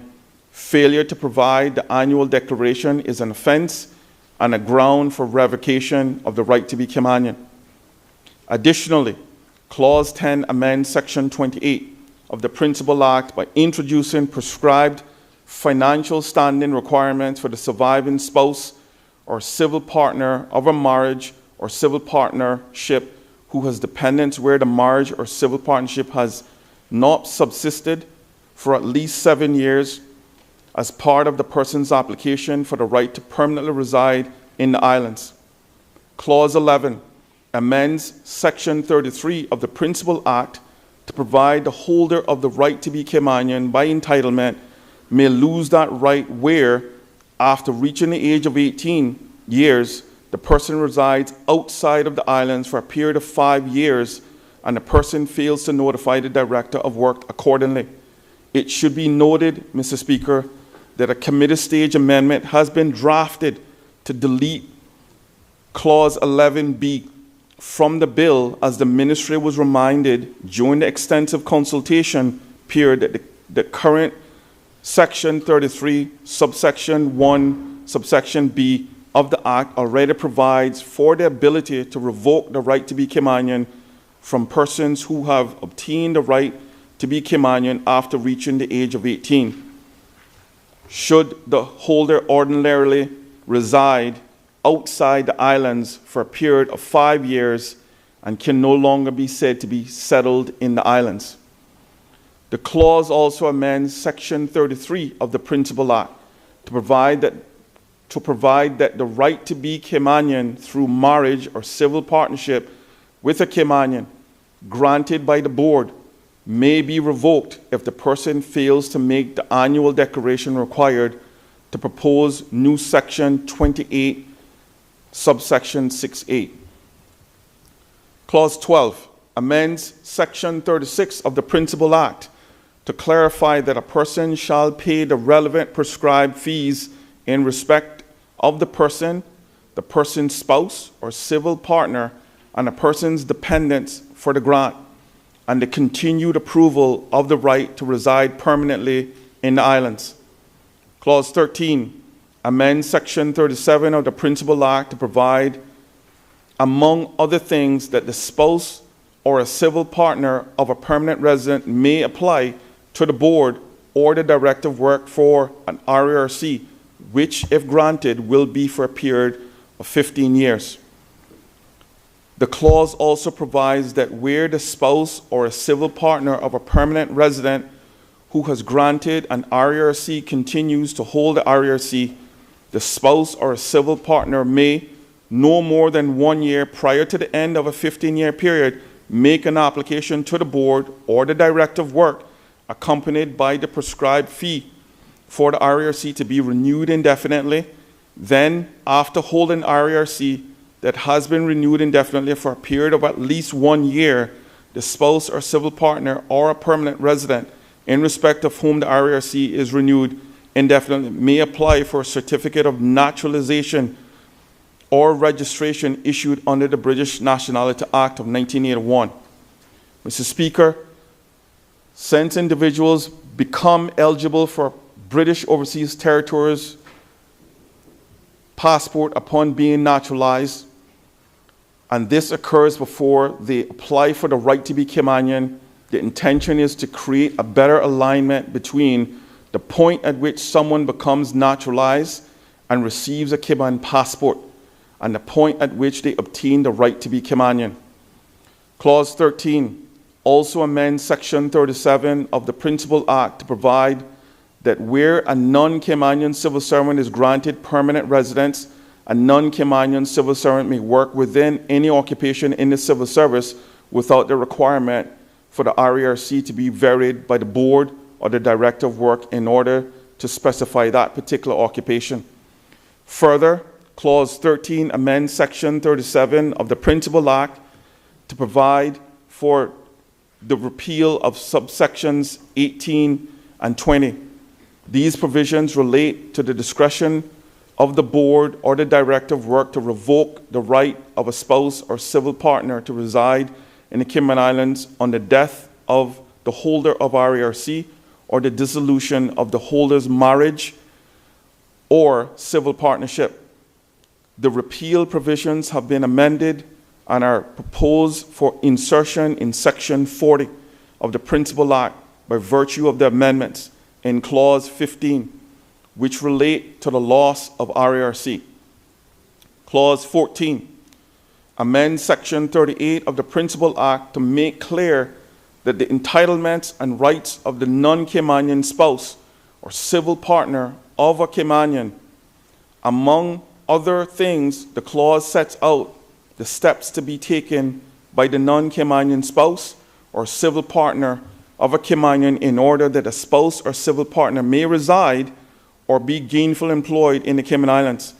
The spouse or civil partner of a Caymanian may apply to the director or the Caymanian Status and Permanent Residence Board for permission to reside in the islands, and if the application is successful, the director of work or the board, as the case may be, shall grant the applicant an RERC, which would be for 15 years, where the spouse or civil partner of a Caymanian who was granted an RERC continues to hold the RERC. The spouse or civil partner may, no more than 1 year prior to the end of the 15-year period, make an application to the director of work or the board, accompanied by the prescribed fee, for the RERC to be renewed indefinitely. Then after holding the RERC, that has been renewed indefinitely for a period of at least 1 year. The spouse or civil partner of a Caymanian in respect of whom the RERC is renewed indefinitely may apply for a certificate of naturalization or registration issued under the British Nationality Act of 1981. I'm tired too, just so you know. Clause 14 also provides the spouse or civil partner may continue to work under the terms and conditions of a work permit until its expiration, where a work permit in effect on the date of the marriage or civil partnership. Additionally, Clause 14 provides that person who is granted PR under Section 37 prior to entering into marriage or civil partnership with a Caymanian may apply for an RERC under Section 38 of the Principal Act as a spouse or civil partner of a Caymanian. The clause further amends Section 38 of the Principal Act to provide for the requirement for a holder of RERC issued under that section to provide annually a declaration containing prescribed particulars in respect of the holder and the holder's dependents on the anniversary of the date of issue of the RERC or the date that the board or the director of work may specify. Failure to provide the annual declaration is an offense and a ground of revocation of RERC. Clause 15 amends Section 20 of the Principal Act to clarify that the rights of the holder of a RERC who is a spouse or civil partner of a Caymanian or has obtained the RERC as a result of marriage or civil partnership with a holder of RERC may be revoked by the board or the director of work on a number of grounds. These grounds include where A, the marriage or civil partnership with a Caymanian or holder of RERC is dissolved or annulled after 7 years but before 15 years of the marriage or the civil partnership taking place. B, the holder of the RRC ceases to be legally and ordinarily resident in the Cayman Islands. Or C, the holder of RRC and the spouse or civil partner are living apart under a decree of a competent court. The clause also sets out the steps to be taken by an affected person to apply for an RRC where the board or the director of work exercises the discretion to revoke the original RRC. Furthermore, Clause 15 amends Section 40 of the Principal Act to clarify that where a person who is applying for a continuation of RRC on the basis that the person is or was the spouse of a Caymanian and that the person has a Caymanian child, the Caymanian child must be a child of both parties to the marriage or civil partnership with the Caymanian. The hope is that making this change is that it will assist with discouraging the birth of children outside of a marriage or civil partnership with the sole intent of legally relying on the child as a reason to remain in the islands. The clause also amends Section 40 of the Principal Act to provide that where a person applies under Section 40, subsection 2, for a continuation of RRC, the person shall provide the board or the director of work with proof, A, of whether the person is able to support himself or herself and whether the person meets the prescribed financial standing requirements to be able to support the Caymanian child and any other approved dependents. B, that the person is financially supporting and contributing positively to the life of the person's Caymanian child and approved dependents. C, that the person is of good character. And D, that the person is in good health. Clause 16 amends Section 42 of the Principal Act to provide that an applicant for a certificate of permanent residence for persons of independent means must satisfy the director of work that at the time that the application is made, that the applicant has invested and prescribed some in developed real estate in the islands and paid up amount of the investment or the amount that has been paid towards the purchase price, mortgage, principal, or development cost by an applicant at the time of a relevant application and which is free from any outstanding financing obligations, satisfies that prescribed sum. The clause also amends Section 42 of the Principal Act to provide that a certificate of permanent residence for persons of independent means, if granted, will be for a period of 10 years. Further, the clause amends Section 42 of the Principal Act to provide that a certificate of permanent residence for persons of independent means may be renewed indefinitely at year 9, an application accompanied by a prescribed fee.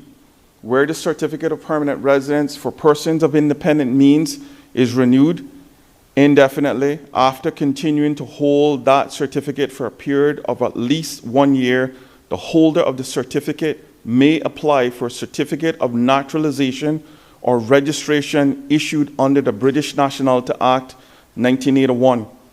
Currently, a person holding this facility only has to wait 5 years before they're eligible to apply for naturalization under the British Nationality Act of 1981. Clause 17 amends Section 47 of the Principal Act to provide for a requirement that the holder of a certificate of direct investment issued under Section 47, subsection 3, provides an annual declaration in respect of the holder and the holder's dependents. Clause 18 amends Section 49 of the Principal Act to include an age limit in the list of eligibility criteria for a certificate of specialist caregivers. The clause also amends Section 49 of the Principal Act to provide that such a certificate may be renewed for one further period of 5 years. Additionally, Clause 18 amends Section 49 of the Principal Act to provide that a certificate of specialist caregivers ceases to be valid upon the holder of the certificate attaining the age of 65 years. Clause 19 amends the Principal Act Clause 19 amends the Principal Act by inserting after Section 49 proposed a new Section 49A introduces a certificate of commercial farm hands. A certificate of commercial farm hands permits a person to work or continue to work with an employer on an agriculture enterprise named in the certificate in the capacity of a commercial farm hand, or in another capacity where the person is caring for a farm or cultivating land. The proposed new Section 49A provides that employer or former employer of a person who is registered with the Department of Agriculture as a commercial agriculture producer or may apply to the Director of Work or the relevant board for the grant or renewal of certificate for commercial farm hands in respect of that person. Further, the proposed new Section 49A provides that a certificate for commercial farm hands ceases to be valid on the holder of the certificate attaining the age of 65 years. Clause 20 amends Section 50 of the Principal Act to provide for a requirement that the holder of a residency certificate, substantial business presence, issued under Section 50, subsection 3, provides an annual declaration in respect of the holder and the holder's dependents. Clause 21 amends Section 51 of the Principal Act to introduce additional grounds on which a person's permission to reside permanently in the islands may be revoked by the board or the Director of Work, including where there are reasonable grounds for suspecting that a marriage or civil partnership is one of convenience, or that the person is not financially supporting or contributing positively to the life of the person's Caymanian child. Clause 22, Section 52A of the Principal Act, as a consequence of the introduction of certificates of commercial farm hands, the clause provides, among other things, that an employer or former employer who applies for a certificate of commercial farm hands shall provide the board or the Director of Work with a vaccination certificate or other specified health information relating to the vaccination status of that employee or former employee. Clause 23 amends that Principal Act by inserting after 52B proposed new Section 52C. The proposed new Section 52C provides that for the purposes of certain specified sections of Principal Act, the reference to special circumstances shall be taken to mean instances where a child remains involuntarily either wholly or substantially dependent on the holder of the relevant certificate as a result of physical or mental disability. Clause 24 amends Section 53 of the Principal Act to remove the exemption from the application of Part 7 of the Principal Act that applied to persons employed by the government of the islands as a consequence of the introduction of term limits in the respect of non-Caymanian civil servants, except for judges, magistrates, and persons employed by the Parliament Management Commission. Notwithstanding this, the clause also amends Section 53 of the Principal Act to identify those provisions under Part 7 which will not apply with respect to the employment of non-Caymanian civil servants. Further, the clause amends Section 53 of the Principal Act to provide that an exemption of any person from the provisions under Part 7 may be unconditional or subject to conditions as may be determined by the Cabinet without the conditions having to be prescribed and published in the Gazette. Clause 25 amends Section 55 of the Principal Act to make it clear that persons employed as civil servants may carry on gainful occupation in the islands, including gainful occupation in respect of any restricted area of employment. Clause 26 amends Section 58 of the Principal Act to make it mandatory for prospective employers, unless exempted by the Cabinet, the Board or the Director of Work, A, to pay the prescribed non-refundable fee to register a vacancy to which an application for work permit relates, for the vacancy to be posted on an electronic portal established and managed by work for a period of 21 days before the submission of an application, and B, advertise the vacancy to which the application relates to a local newspaper or other prescribed media for a period of 21 days before the submission of the application.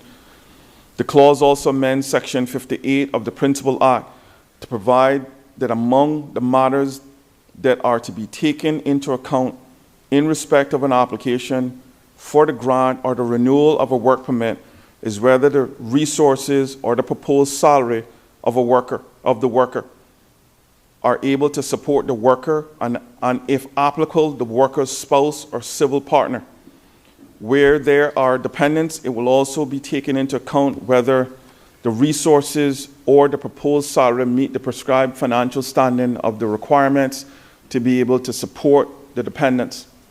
Clause 27 amends the Principal Act by repealing and substituting Section 64. The substituted Section 64 provides that generally work permit holders are not permitted to change their employer within the first 2 years of the work permit being granted. This is subject to the exception where the person is holding a work permit is a domestic helper seeking to be employed as a domestic helper by another employer, or persons who have been made redundant within the first 2 years of the work permit.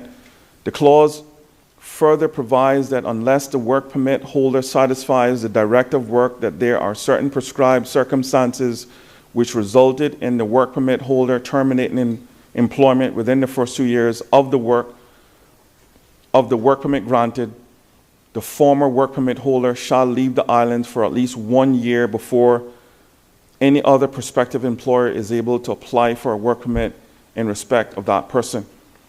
Clause 28 amends Section 66 of the Principal Act to, among other things, deal with non-Caymanian civil servants who become workers as a consequence of the introduction of term limits in respect of non-Caymanian civil servants.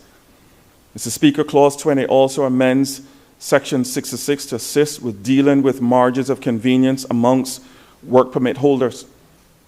A new provision, Section 66 subsection 10A, has been inserted to clarify that should a work permit holder marry or enter into a civil partnership with a person who also is the holder of a work permit, the term limits for both persons will become that of the person who has the less time remaining until the expiration of the term limit.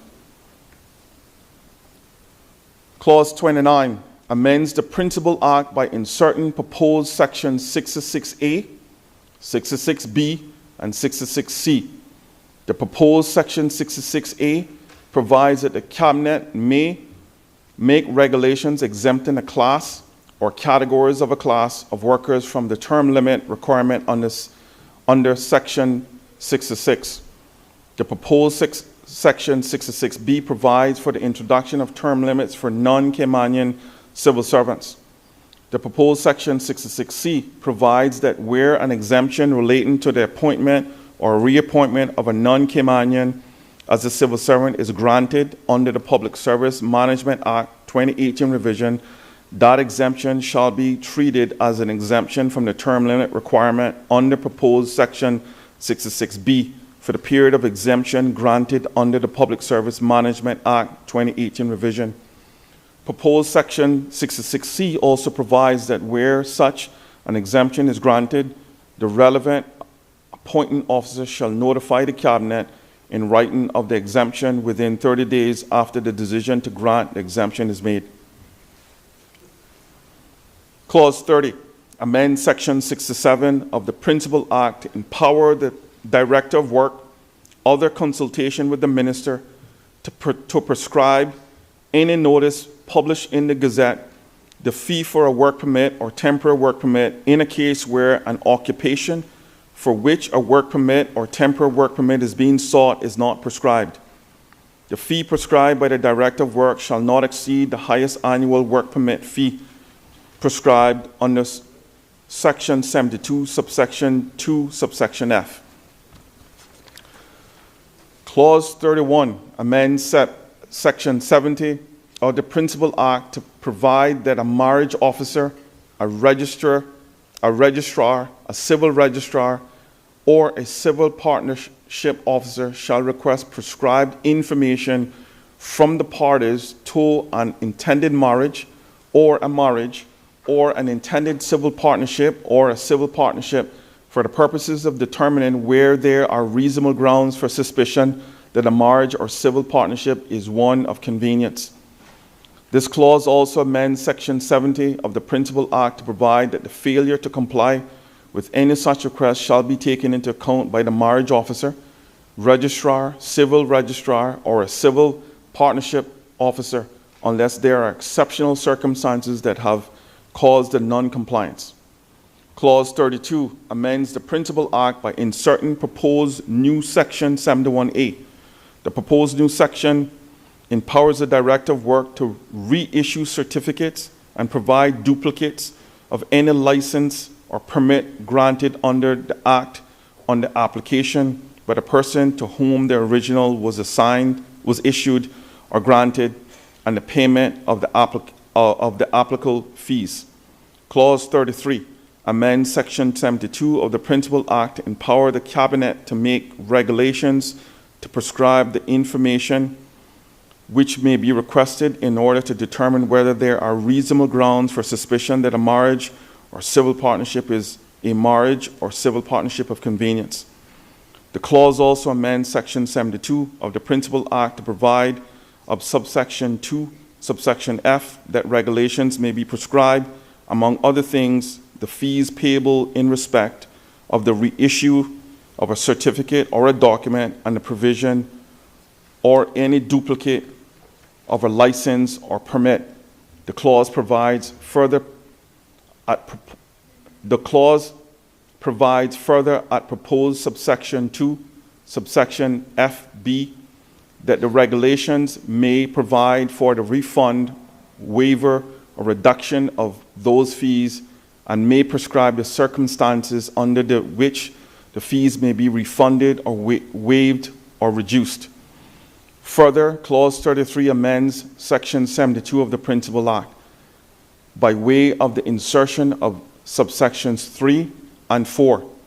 Proposed subsection 4 provides that regulations made under the legislation may be prescribed that the contravention of the regulations constitutes an offense for which the person is liable on summary conviction to a fine of $20,000 or to imprisonment for a term of 2 years or to both.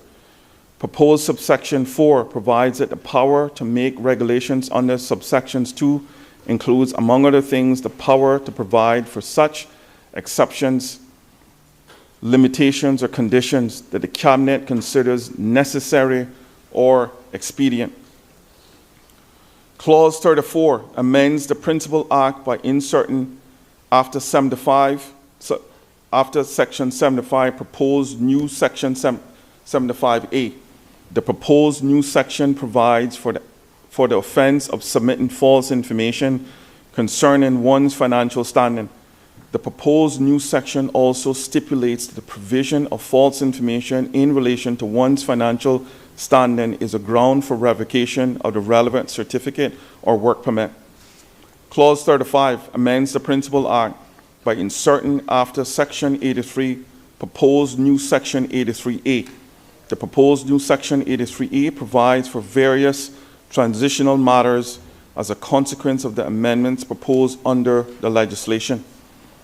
Clause 36 provides for the validation of fees collected by and paid to the Director of Work without statutory authority for the reissuing of certificates or documents and for the provision of duplicates of licenses and permits prior to the commencement of the relevant provision of this legislation.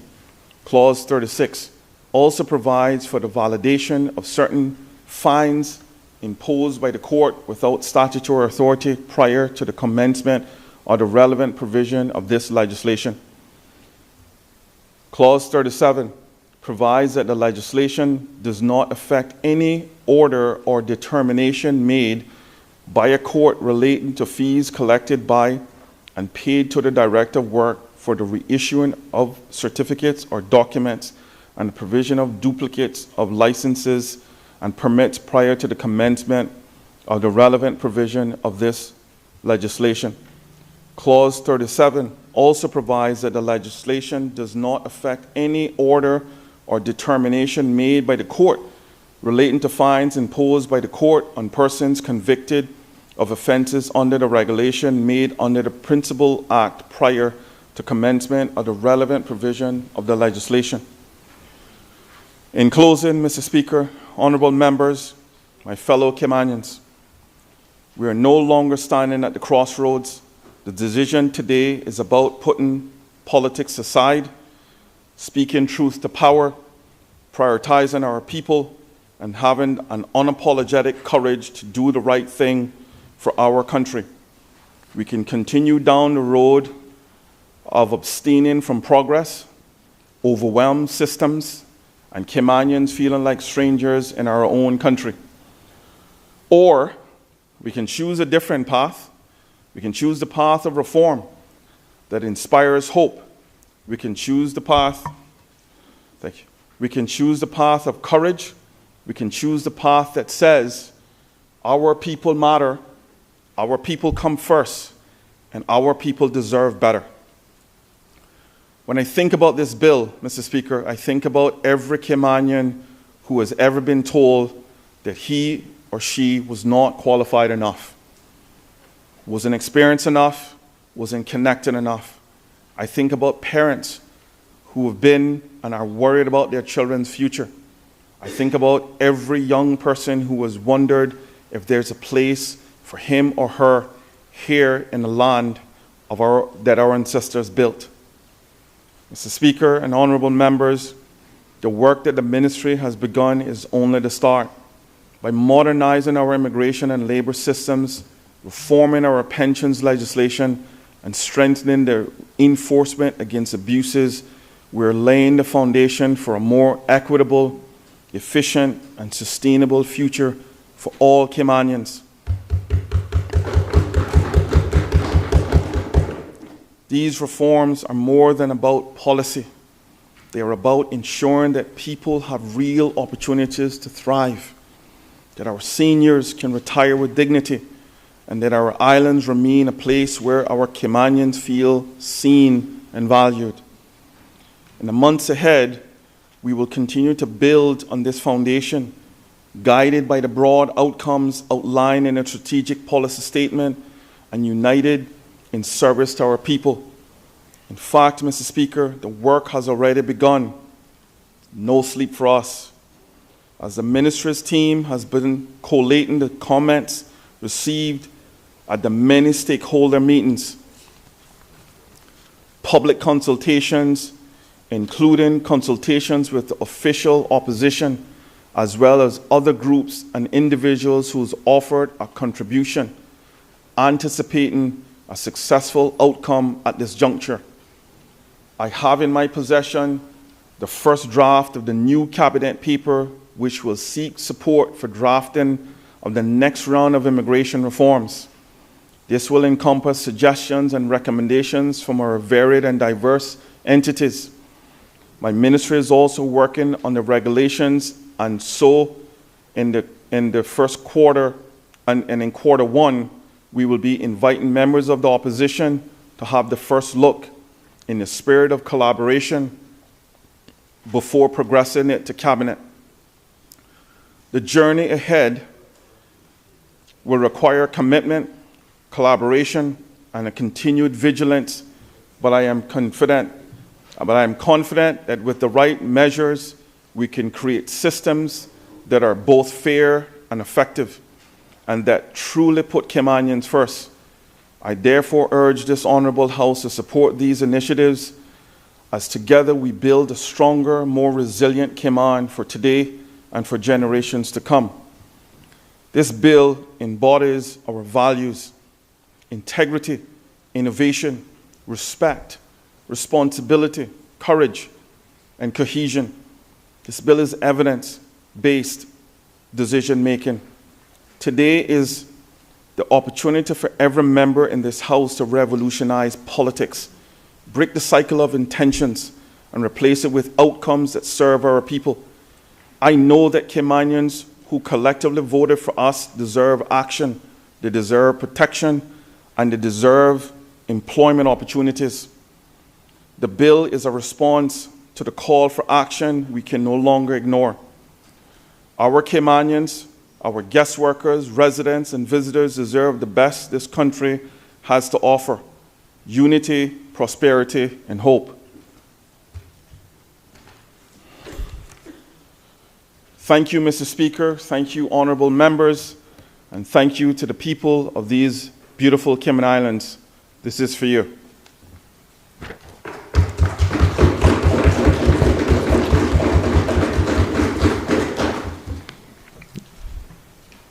Member for Georgetown West.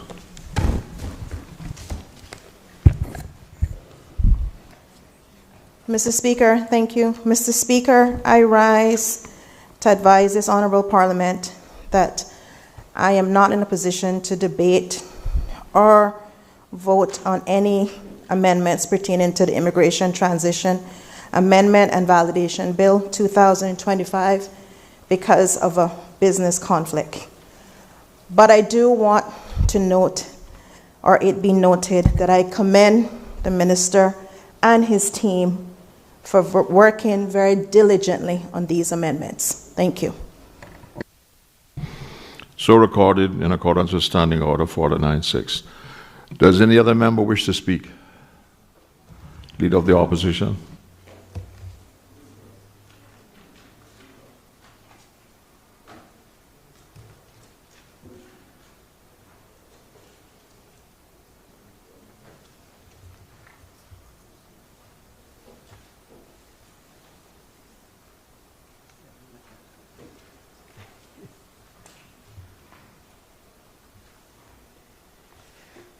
Thank you, Mr. Speaker.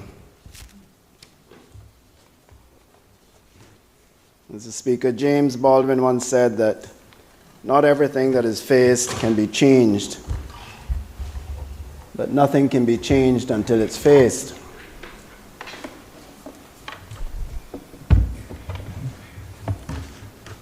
Mr. Speaker, that quotation, I think, aptly captures both the bill and the government's determination to drive it through Parliament in the middle of the busy Christmas season. Perhaps, Mr. Speaker, it is a good political move. Most people are too focused on the holiday season and wondering whether they'll receive a bonus or a little more than a $500 honorarium to help with the Christmas expenses rather than paying close attention to what we are doing here in this honorable House. For the record, Mr. Speaker, the official opposition has no objections to reforming immigration. All of us in this honorable House campaigned on it in one form or another. Some in a more forceful, Trump-esque language, others in a more measured and conservative terms. Either way, Mr. Speaker, we all agreed that updates to our laws were long overdue. Mr. Speaker, the reality is that some in our community will breathe a sigh of relief and say that the changes are not as drastic as originally feared. Others, however, will say that the bill has not gone far enough. And then, of course, Mr. Speaker, there is a growing number of small Caymanian businesses that are deeply worried about their future because of the cumulative impact of recent policy shifts, from the minimum wage increases to higher fees to boost government revenues and the now fundamental changes to the immigration laws. So, Mr. Speaker, while one can acknowledge that the government has at least confronted the issue, the question remains, will the bill before us today achieve what is intended, or will the law of unintended consequences far outweigh the desired outcomes? Mr. Speaker, it's often said, even here in this House, that no piece of legislation is perfect.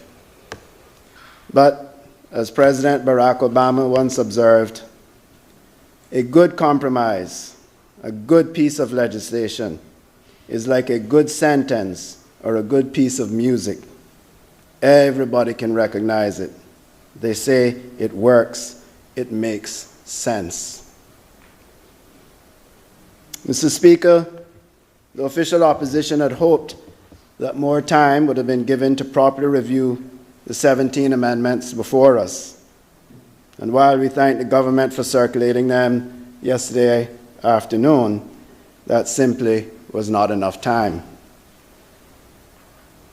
Also, Mr. Speaker, many in the private sector have expressed, many of those in the private sector who participated meaningfully during the consultation period have expressed that they were also looking forward to reviewing the amendments.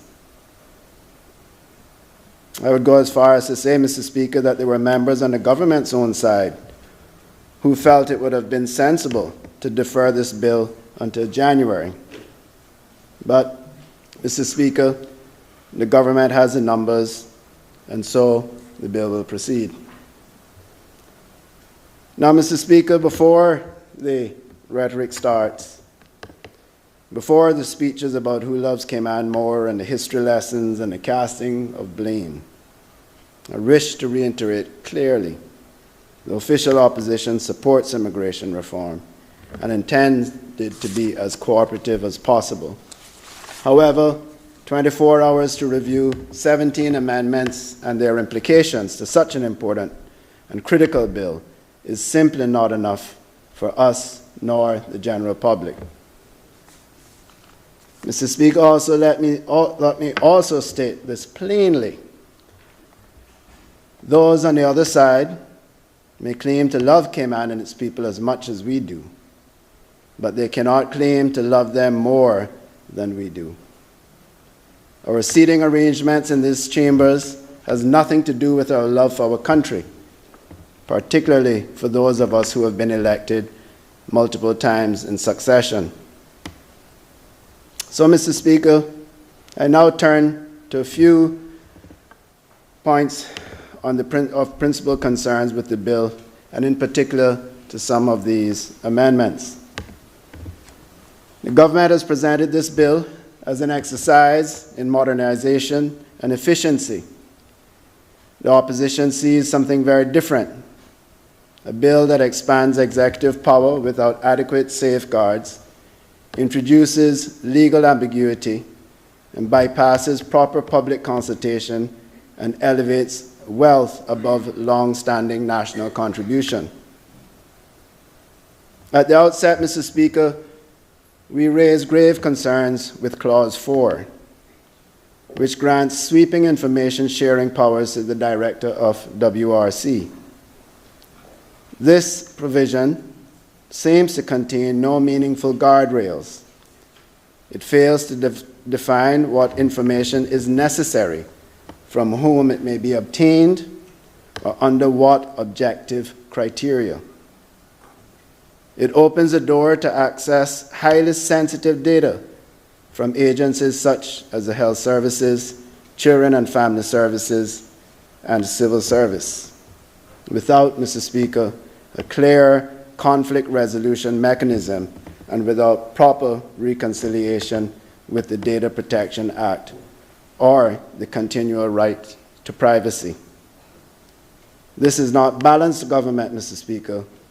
It is and could be considered unchecked administrative intrusion. Mr. Speaker, Clause 9, which purports to address the Caymanian status, creates confusion rather than clarity. The insertion of the words "where applicable" introduces unnecessary ambiguity into a section that was already precise. More troubling is the exclusion of Caymanians as of as of right from the acknowledgement framework. The law now appears to recognize a class of Caymanians whose status exists in theory, but may lack administrative recognition in practice. Mr. Speaker, this is a dangerous legal gap, and the government has offered no coherent justification for it. Mr. Speaker, I now turn to a matter that strikes at the heart of parliamentary democracy itself. Clause 16 in the amendments to Clause 10 introduces a substantive amendment at committee stage that was never part of the published bill and never subjected to public consultation. This amendment affects the rights of persons entitled to Caymanian status. The people of this country, and indeed this Parliament, were denied the opportunity to properly scrutinize it. Mr. Speaker, I ask, since when do we legislate fundamental rights by surprise? Of concern is the fact that this provision deals with, amongst other things, people who are Caymanians by entitlement. And this amendment seems to want to curtail significantly and put significant obstacles for such categories of persons to obtain their Caymanian status. What is the government trying to address in this, Mr. Speaker, as it does not look proportionate compared to what was there before? Mr. Speaker, I'm also deeply troubled by Clause 11 of the committee stage amendments, which reference a Section 29(3) that does not exist in the current law. The 22 revision contains no such subsection, and the 2025 bill does not amend Section 29. The committee amendments do not create Sections 29(3). So, Mr. Speaker, this is not a minor drafting error. It introduces statutory uncertainty and undermines legal coherence. And if the bill were to pass in its present form, it would invite confusion, litigation, and administrative paralysis. Another example of rushing these amendments through.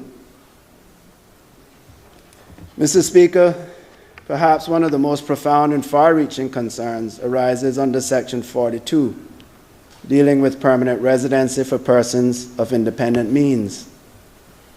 Unless I am wrong, under these amendments, a person with a $2 million investment may, after 10 years, obtain permanent residency equivalent in the effect to Caymanian permanence, followed by a pathway to British Overseas Territory citizenship.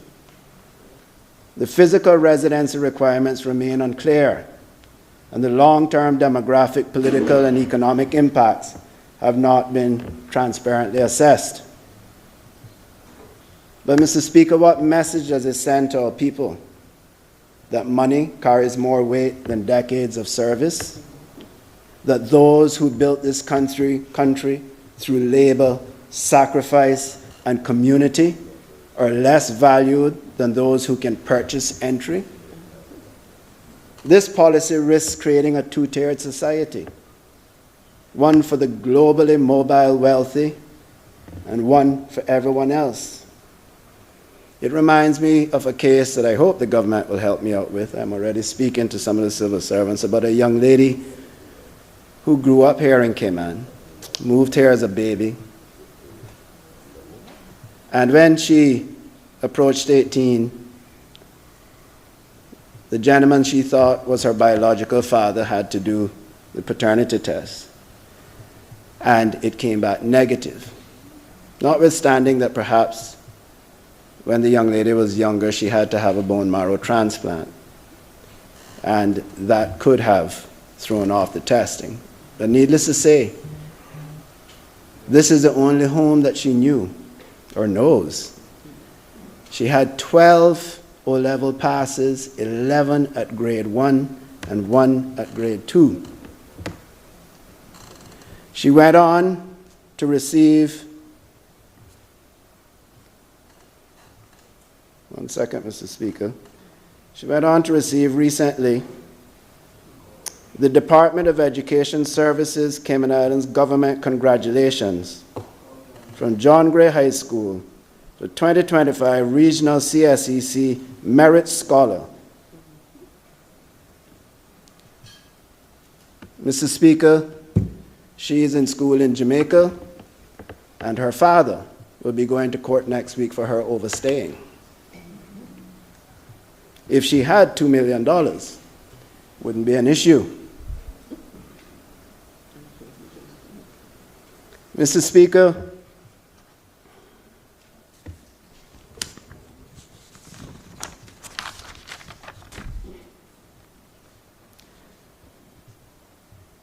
the opposition is also deeply troubled by Clause 11 of the committee stage amendments,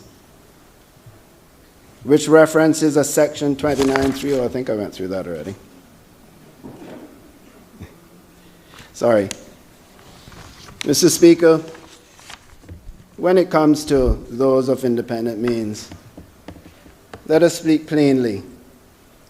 These residency by investment provisions are revenue mechanisms. They are quid pro quo arrangements. And while some beneficiaries may truly wish to make Cayman their home, many do not. They are tax mobile, jurisdiction mobile, and globally unrooted.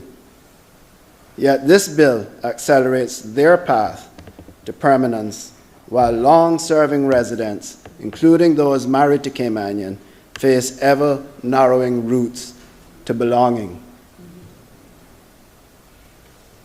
Speaking of Caymanians, Mr. Speaker, I go to the fees, the introduction of the fees.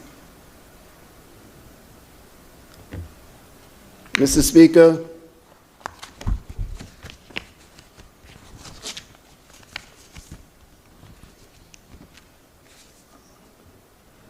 the original explanatory note for Clause 67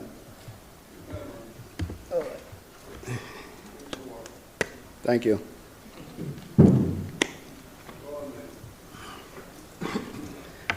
The original explanatory note for Clause 67 stated that the amendment was to empower the Director of Work, after consultation with the Minister, not the Cabinet, to prescribe by notice published in the Gazette the fee for a work permit or temporary work permit in a case where an occupation for which the work permit or temporary work permit is being sought and is not prescribed. The fee prescribed by the Director of Work shall not exceed the highest annual work permit fee prescribed under Section 72(2), subsection F. Mr. Speaker, that is highly unusual that the minister would be the one setting the fees. But, Mr. Speaker, that is just a technical aspect of this committee, this section.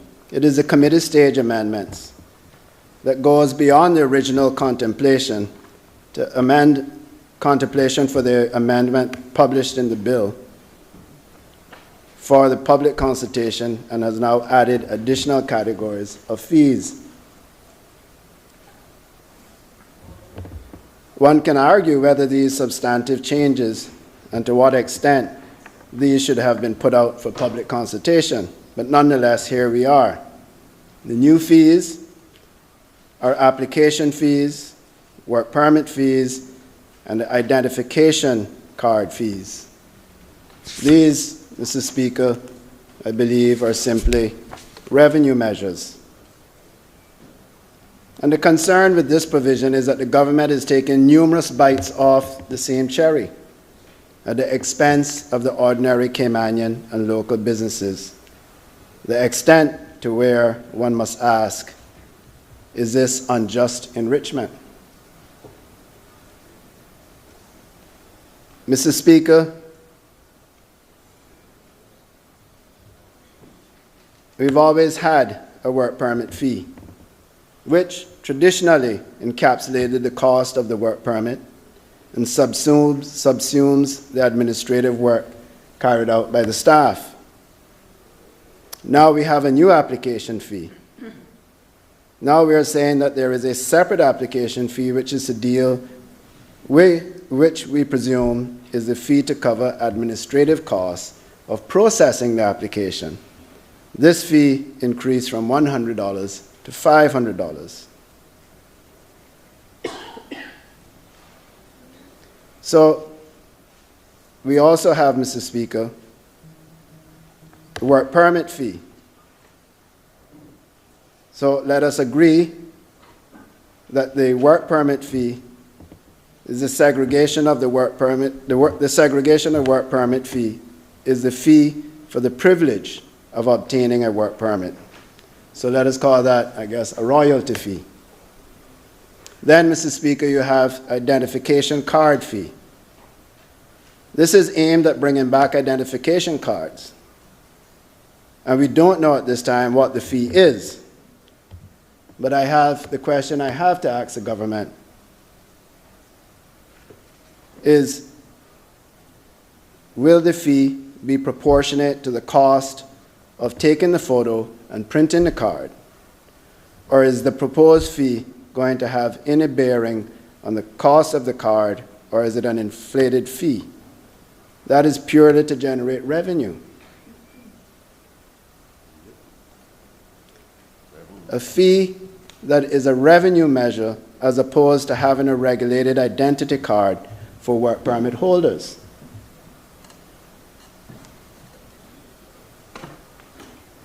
But, Mr. Speaker, it is application fee and the work permit fee that is of most concern.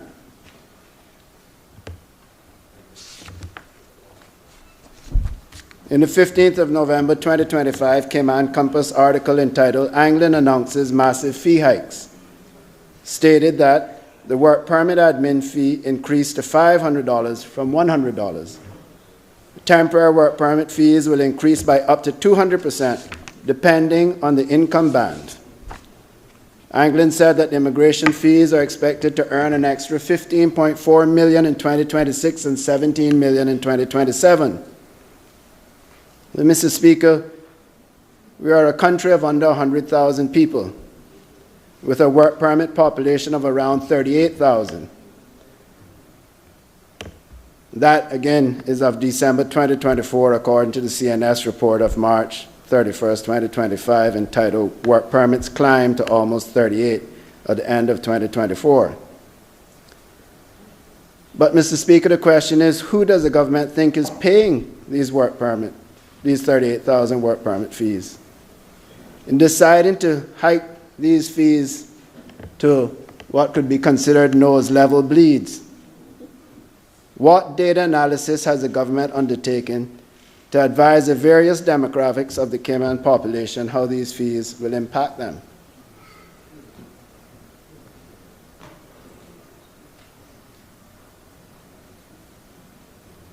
I would ask the government a few questions.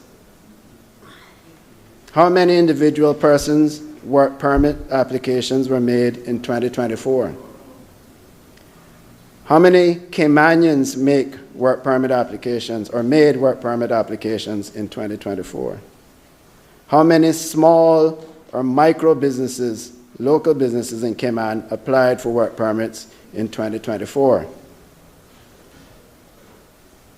And in comparison, Mr. Speaker, how many medium-sized businesses applied for work permits in 2024, and how many large-sized businesses applied for work permits in 2024? Mr. Speaker, we feel that these are important statistics to publish by the government to allow everyone to see the landscape of fees and how they will trickle down in the economy.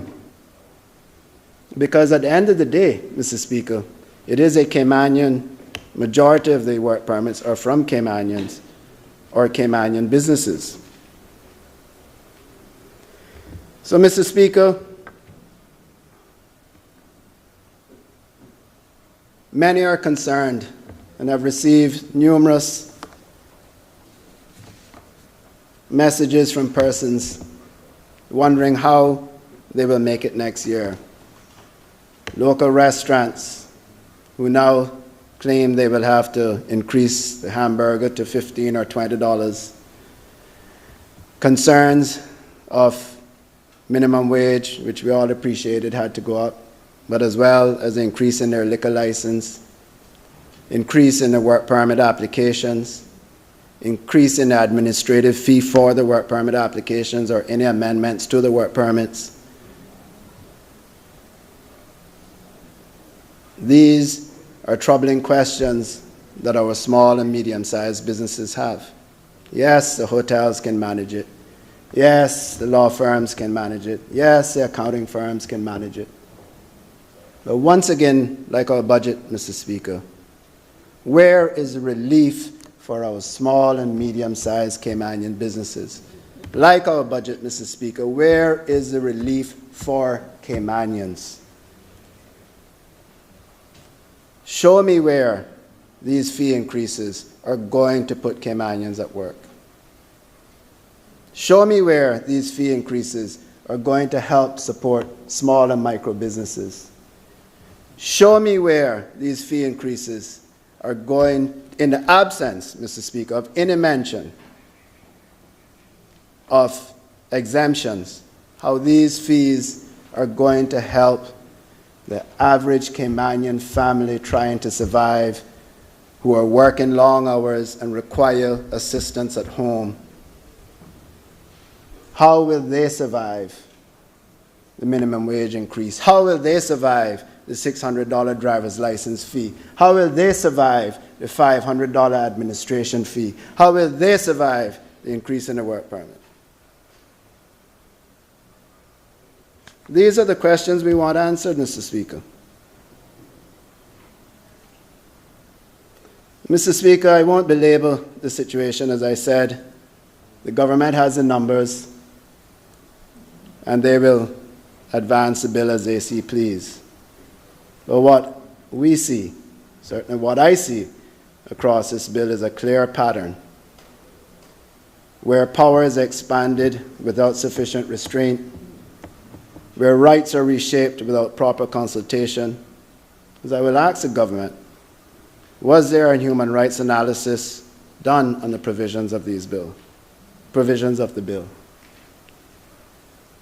Legal clarity is sacrificed for administrative convenience, Mr. Speaker, and wealth is elevated above contribution. Mr. Speaker, I often said I wish that this bill had come out as a white paper first. Then after the hard work that the minister and his team did at the consultation period, then become a bill that we can all have time to review and digest. Because, Mr. Speaker, I don't think this legislation is ready. I think it is rushed. It is internally inconsistent. It is procedurally tainted. And it is socially divisive. Mr. Speaker, immigration reform should not only be, in this country, should not only be efficient, but also lawful, fair, and genuinely Caymanian in its priorities. So again, Mr. Speaker, I want to support this bill. However, I'm afraid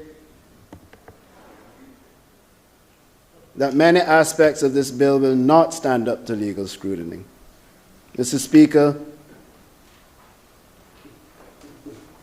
I am afraid that some aspects of the bill will have a negative effect on Caymanian families, Caymanian small and micro businesses. And so, Mr. Speaker, I will listen intently to other members and their contributions, and I look forward to the response from the Honorable Minister at the end of it all. Mr. Speaker, I thank you, and may God bless these three Cayman Islands.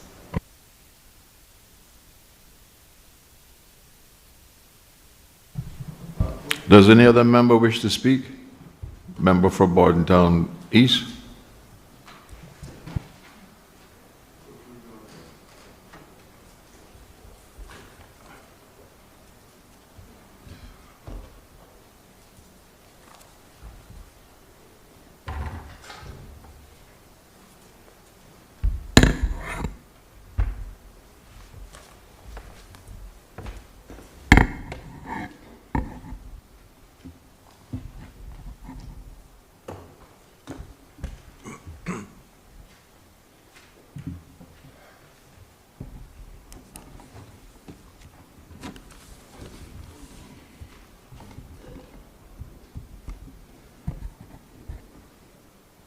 Mr. Speaker,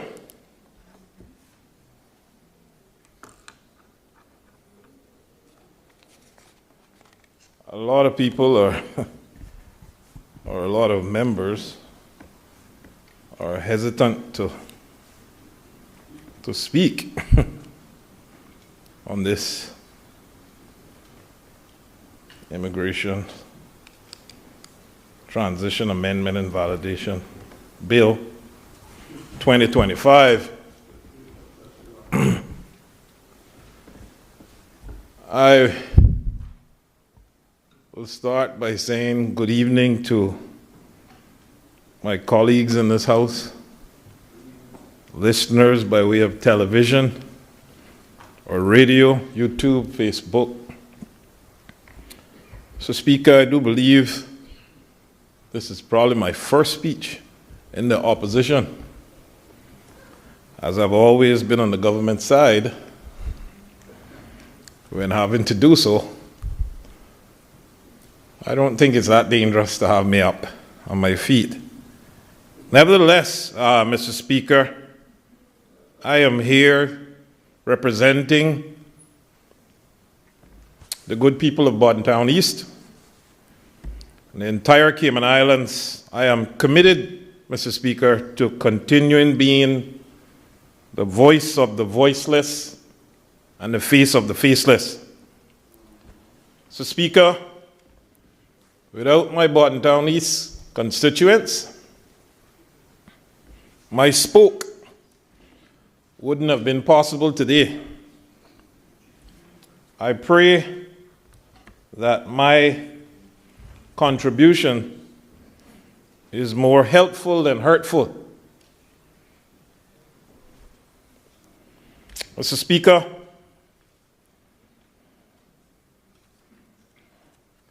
most of the times when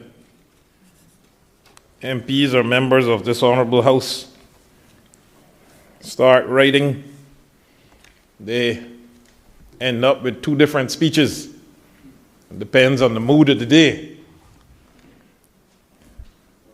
This is my first speech. And English was my stronghold in school. Mr.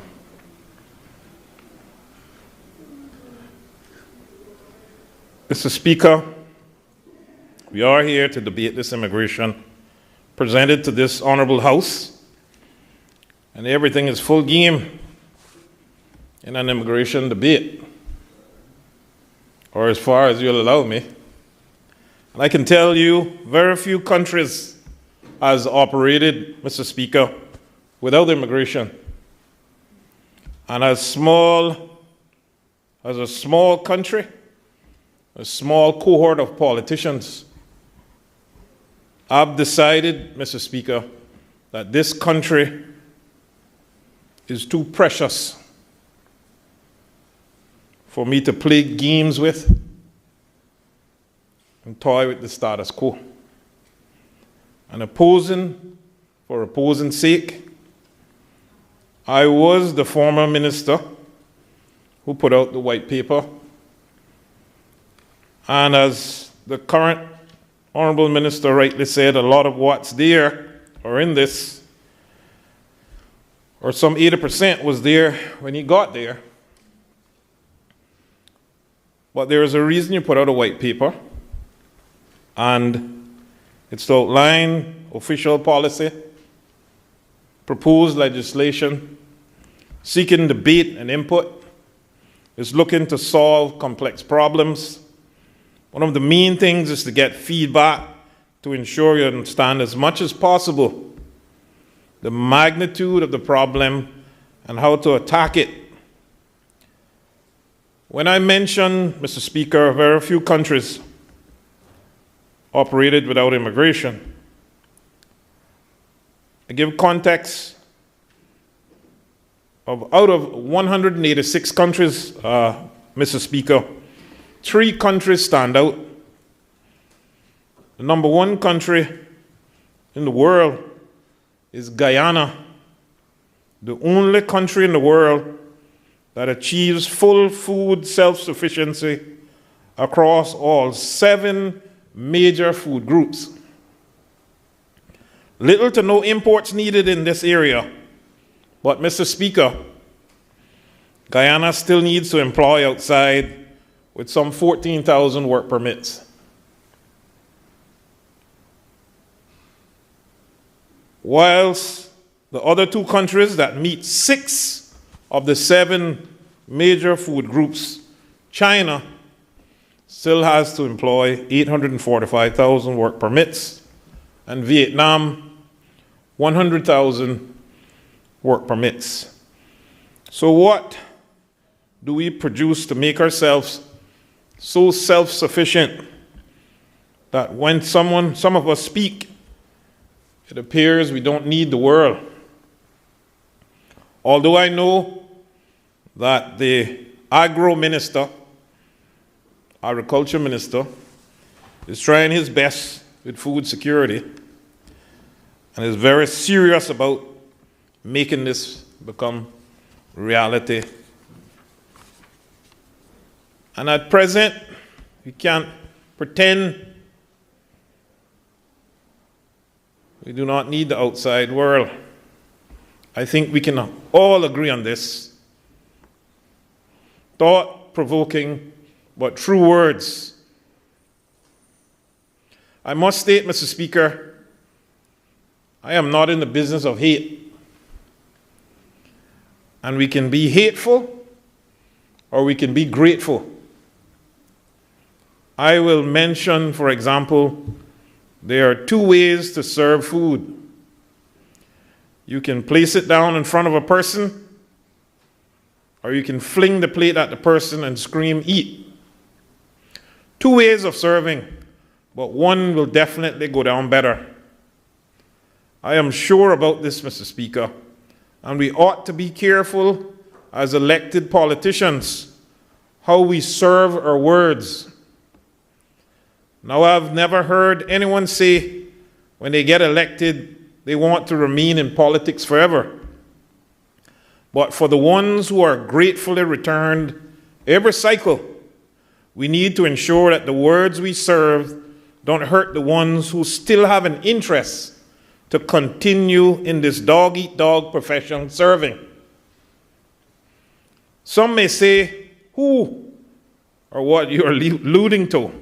No, I say it's for all of us to be responsible, even through our own dislikes or abominate attitudes when we are representing this country. This is not 50 years ago with no internet. Now we have a machinery that moves faster than wildfires and can destroy all we built up in a second. I am sure we want to build on what we started and to always ensure that Caymanians benefit in the most meaningful way from what we create. We can't rule with hate. Transient workers are people we need. Hatred brings all the things that you dream would never happen. And I definitely agree we need to slow it down in all areas, but we need to fully understand and study what slow it down means. I'll tell you a story, Mr. Speaker.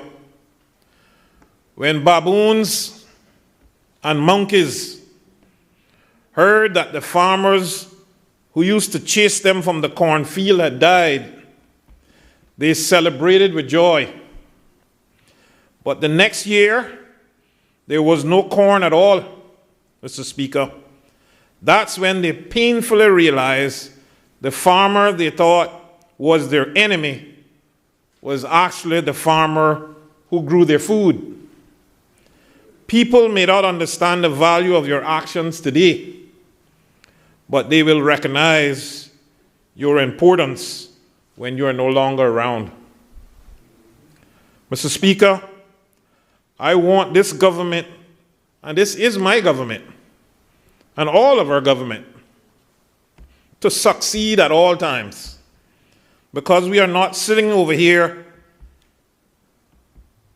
because we're not sitting over there, is not enough for us to be argumentative and jostling all day long for some space with the notion of trying to be the next Agrippa.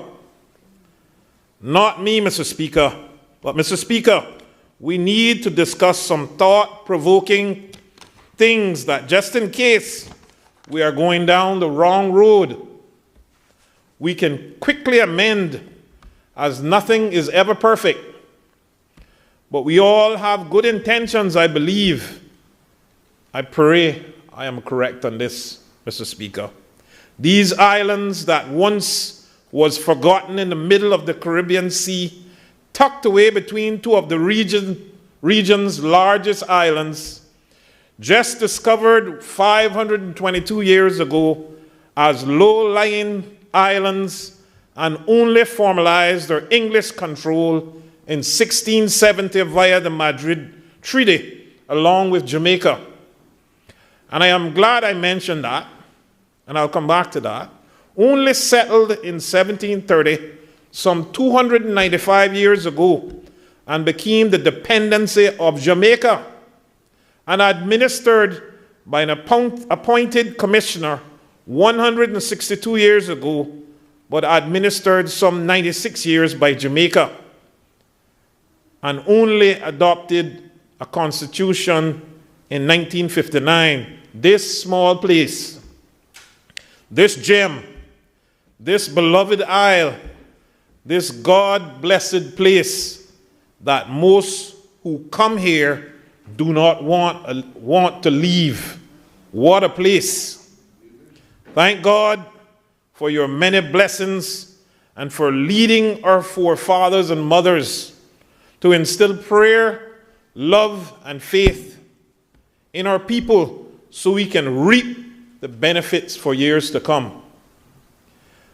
My public thanks to our government who responded to the Jamaican crisis caused by the hurricane that didn't want to leave, named Melissa. You responded quickly, bearing gifts, great gifts, and the world saw the display of leadership for Honorable Premier from this little tiny speck of a dot who practiced what we preach from the Bible in Mark 12:31 and the commandment, love your neighbor as yourself, which is the second of two of the greatest commandments, as it comes directly after loving God with all your being. This command is called to act with kindness, compassion, and generosity towards others, similar to how you would act towards yourself, and is often linked to the golden rule that you know so well: treat others as you wish to be treated. Thanks to the government. Mr. Speaker, some would suggest not to trust us as politicians. All are the same. Nikita Khrushchev said they promised to build a bridge even when there's no river. And just like the wolf that told a flock of sheep, if he gets elected, he will become a vegetarian too. Yes, these sentiments are out there, but we need to do our best to still ride on the tide of that good old Caymanian politics, where we always try to be true and deliver for our people. Mr. Speaker, this leads me to speak about our dying culture and heritage that needs a fighting chance. Our forefathers must be turning over in their graves to know the great relationships we have forged with many visitors, transient workers, their children who attended our SEAM schools, and transient workers who came here to help build this country and care for our children, and our great relationship we still hold with them. And oh, how things have changed, where it appears like it's them against us, and the appearance that a professional transient worker can come here, retire in a short period, and our own Caymanian professionals have to work like a dog until they're dragging. Mr. Speaker, before I go any further, I ask, what is the real white elephant in the room? Because there is somehow only some, Mr. Speaker, some of our people, our own Caymanians, think that if we eradicated every foreigner, Cayman would be just fine in the good old days. That very same comment, Mr. Speaker, good old days, is causing some of our problems. While yes, they were good days, and you and I loved them, they are never coming back, my friends. They are not. The mosquitoes, the smoke pots, outside toilets are not coming back. And not many of us would want it. And with every step of progress, there is the possible eradication of one's culture. But who is the blame for this, Mr. Speaker? We have to accept some responsibility and take some blame as we control the movements of people in this country. But we have some mentalities where we dislike each other too much. We can't dislike each other and then expect to work with each other for the good of this country. We need to start practicing loving our own people first before we can fix our own problems. Speak to staff and see where the most miserable HR managers are from. Right here.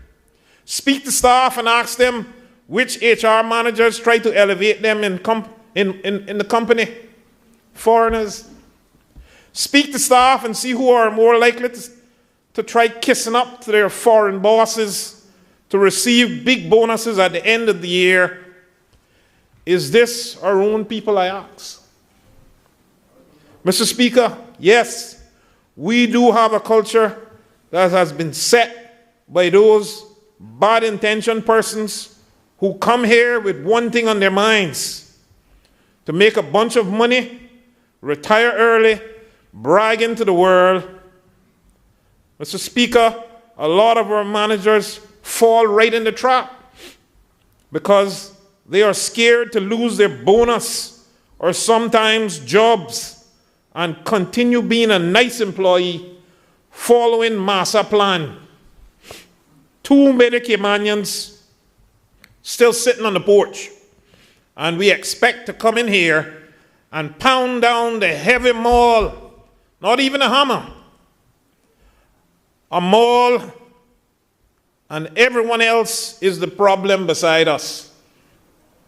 We have displayed some irresponsible behavior towards each other, and we should be practicing 1 Thessalonians 5:11.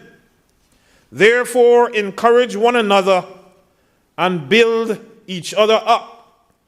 We have to all work together for the benefit of all of us Caymanians. Mr. Speaker, most of what is being presented is what all of us want, Mr. Speaker. Stop people taking advantage of our men and women and using us for convenience. No one wants that. But who is marrying who? And are we now deciding who loves who? We don't get into that business. It's a tough job we have here. But Caymanians have been marrying foreigners for over 100 years. And it's not anything much we can do about that. But ensure it is a decent time set of when citizenship can be claimed, even if married, ensuring it's a fit and proper marriage. And if we are saying that that's fine, then we need to ensure if you're in love and want to remain together, that means you can wait a bit. But, Mr. Speaker, we need to ensure persons who are here married can work and operate to assist their families. If it's about us growing too fast as a country, I think we're all on the same page. What's the effects of it slowing? Have we done a study? Will this kill Caymanians in the rental business market and then turn them towards financial assistance needs? Have we forgot the pandemic, Mr. Speaker? Working from home, working from far, working from anywhere. Do they need to come here? This is the question. Are we repeating the Honorable Pindlin mistakes? How did it work for our neighbors, or did it work? Throw everyone out mentality, and where is the money? Who has it? We ought to know that we are right in a lot of our assumptions, but are we creating further problems? Did we contact our stakeholders, and did we do our economic impact studies? These are questions we need to ask ourselves, Mr. Speaker. What people will be bold enough to say to me, they want to you, because they feel some don't care. And there's an old adage, Mr. Speaker, no one cares to know what you know until they know that you care. Mr. Speaker, we see what's happening around the world. The great USA and the UK itself is having immigration problems. Yes, they were very liberal, and it's now caught up with them. And now everyone wants quick actions. And how does this happen when we are dealing with people and courts? So I agree we have to take stock now. But we must also recognize we are not them and have the latitude that they have. I want to touch on companies and Caymanian employment. We have what I call as a good problem in having more jobs than we have Caymanians. This itself brings its problems in itself, but we will ask for companies to do their civic duties to ensure our Caymanians are getting the necessary training. Whichever Caymanian wants to work, they can do so. The government can't afford it alone. We need the private sector's partnership. Yes, we know we have some of those companies who refuse to hire Caymanians, also refuse to hire additional staff, which is causing immense stress for our mothers in particular, who have to work late evenings, leaving their children unattended, all because it's impolite and you're not being a good team player and leaving on time at 5 p.m. as assigned is an immortal act to do so, and you're frowned upon. I heard about it. I see the pain and frustration on these parents' face. All in my belief is for some of those partners to collect as much end-of-year bonus as possible. If that's not correct, they need to educate me of why. Mr. Speaker, I will preface about this civil servants by saying I have not spoken to my good friend, the Deputy Governor, about this, but I know he will investigate. I get to understand, Mr. Speaker, there are non-Caymanians in certain departments of the civil service who are over 72 years old and still working in government. But that's not the part I was most concerned about, because these mature workers are sometimes your best. But the person, as I understand it,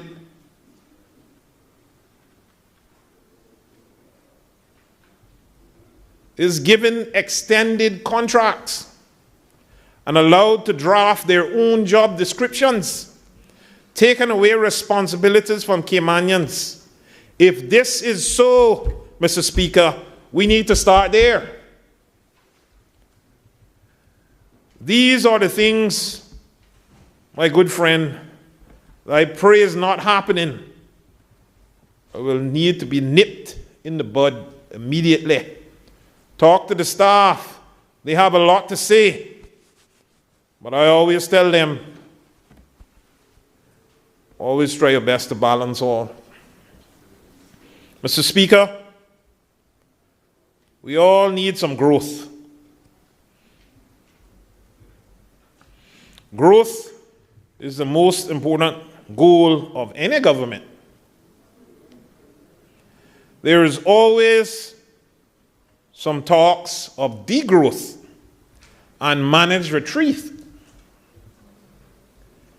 It's an academic fiction elites and globalists love to discuss. It works in theory, but not in practice.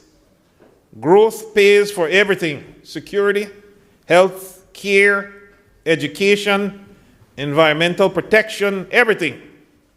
I believe government should switch the incentives away from investing in property to investing in people. The property market is going very well and doesn't need any further government initiatives for growth. Cayman has done a great job of creating Caymanian employees. But to continue to thrive, our government needs to focus on creating Caymanian employers. You can't love the employee and hate the employer, because the most important thing that you can give someone is a job. Caymanians that can create jobs for other Caymanians. Many talented Caymanians can create jobs but lack access to capital. Economic growth requires both labor and capital. Caymanians have the labor but don't have access to capital because banks don't lend to new businesses. The immigration reform should change the incentives away from investing in property to investing in people. For example, Caymanian entrepreneurs employing Caymanians. The more, the merrier. The more jobs, the more points towards becoming Caymanians. Also, companies who employ Caymanians are the ones prioritized to get work permits, or along these lines. Mr. Speaker, I ask the government, in whatever they do not do it with hate. Embrace prosperity, or we can reap poverty. I remember an old African proverb: we're out of hatred, Mr. Speaker, for the cockroach. The ants voted for the insecticide. You know what happened? They all died, including the houseflies that didn't even vote. It serves as a cautionary tale about how hatred clouds judgment, leading to choices with devastating, unintended consequences for all members of a community, not just the intended target. Mr. Speaker, I believe it's not the needy that's the problem in the world. It's the greedy. Mr. Speaker, I have seen the problem that we have with Caymanians not working in certain areas en masse. I witnessed a scene of which I was involved in where tourists who came to Cayman and are quite disappointed they hadn't met a local.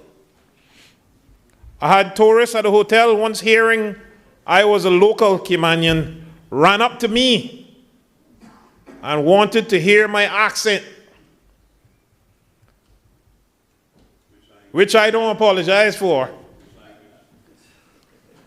The local colloquial.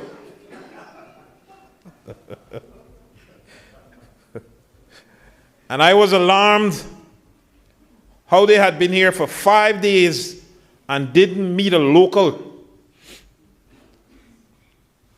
And proceeded in a jovial manner. Member for Georgetown, it's a convenient time to take a break, because the standing order is required that we suspend for 30 minutes at 5 o'clock. So, the House is suspended until 5:30.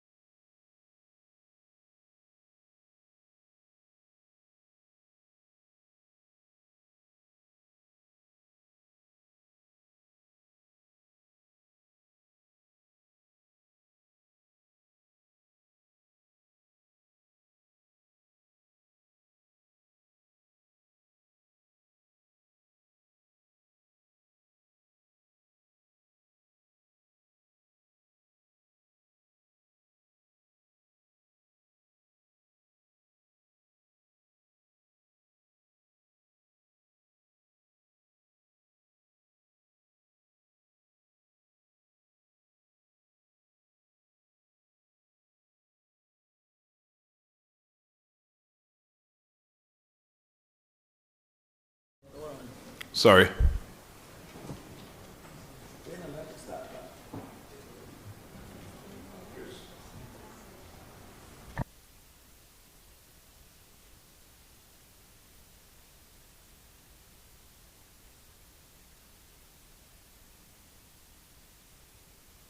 This is why we need the controls in-house.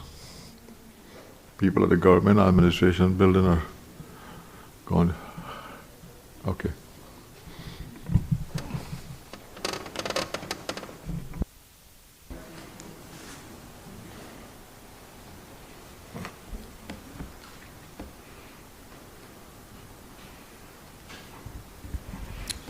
Thank you, Mr. Speaker. As I continue with my presentation on the Immigration Transition Amendment and Validation Bill 2025, Mr. Speaker, as I was saying, I had an experience at a local hotel. It's at the Kimpton, actually. Where tourists, once hearing I was a local Caymanian, came and ran up to me and wanted to hear my accent. And I was alarmed at how they had been here for 5 days and didn't meet one local. And they proceeded in a jovial manner, Mr. Speaker, to touch me to see if I was real. I kid you not. I'm telling you, Mr. Speaker, so I definitely understand we need to get this under control. But who are we to blame for that? 50 years ago, our forefathers worked in that industry, but when the banks came, everyone wanted to dress up in a necktie and put a clothes. And our very parents didn't want us to work in those industries. Go be a lawyer or an accountant, they said. And my good old friend, Mr. Deputy Premier, Tourism Minister, and my good old brother, the Minister of Culture, needs to work together, as they do now, and build on what is in place and create programs and find a way to ensure that persons arriving here meet a local, not only at the airport for 10 seconds and a smile, but in their whereabouts on these lovely islands. Mr. Speaker,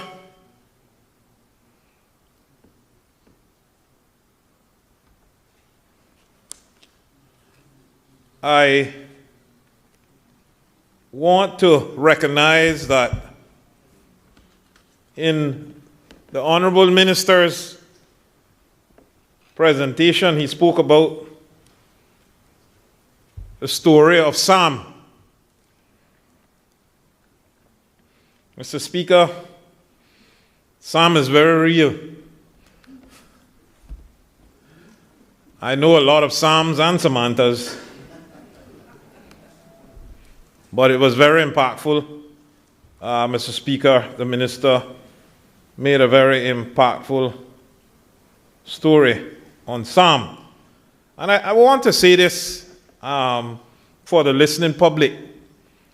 When a bill comes to Parliament, it is brought by the relevant minister,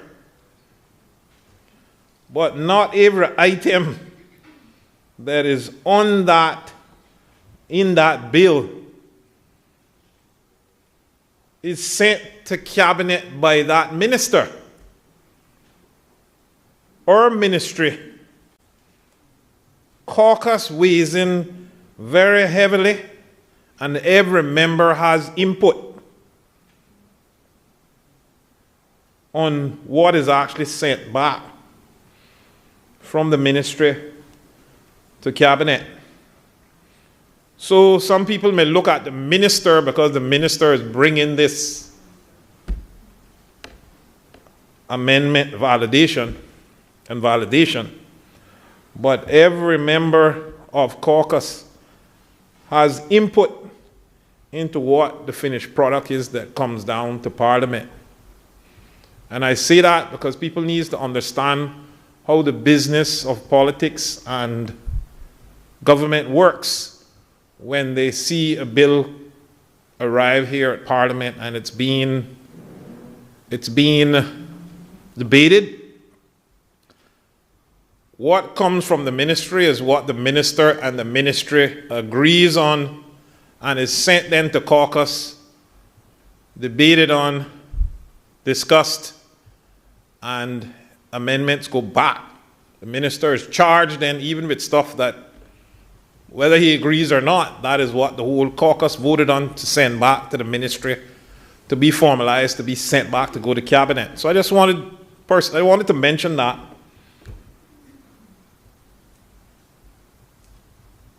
Mr. Speaker, what I wanted to also touch on though was, and the minister mentioned something about 8,000 companies that departed Cayman. And I was baffled to know where these 8,000 companies were and who they had employed, because you only have 1,000 people unemployed. So I guess a lot of these companies had no one working for them. But, Mr. Speaker, we talk about immigration. Our seamen left these islands in search for work and opportunities we didn't have. And the monies they sent home was not Caymanian money. It was money from a foreign land. Lest we forget. And yes, I am pro-Caymanian, as you can get. But commonsensical approach also is that we need to be forever grateful. I know I will have, the Parliament will call me and ask me how to spell that word, but we need to be forever grateful as we built this country. The women who stayed behind, fed our children and schooled them.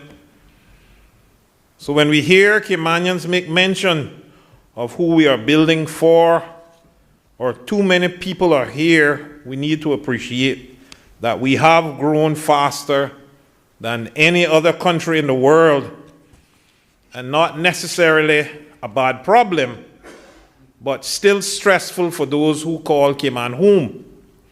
Now, how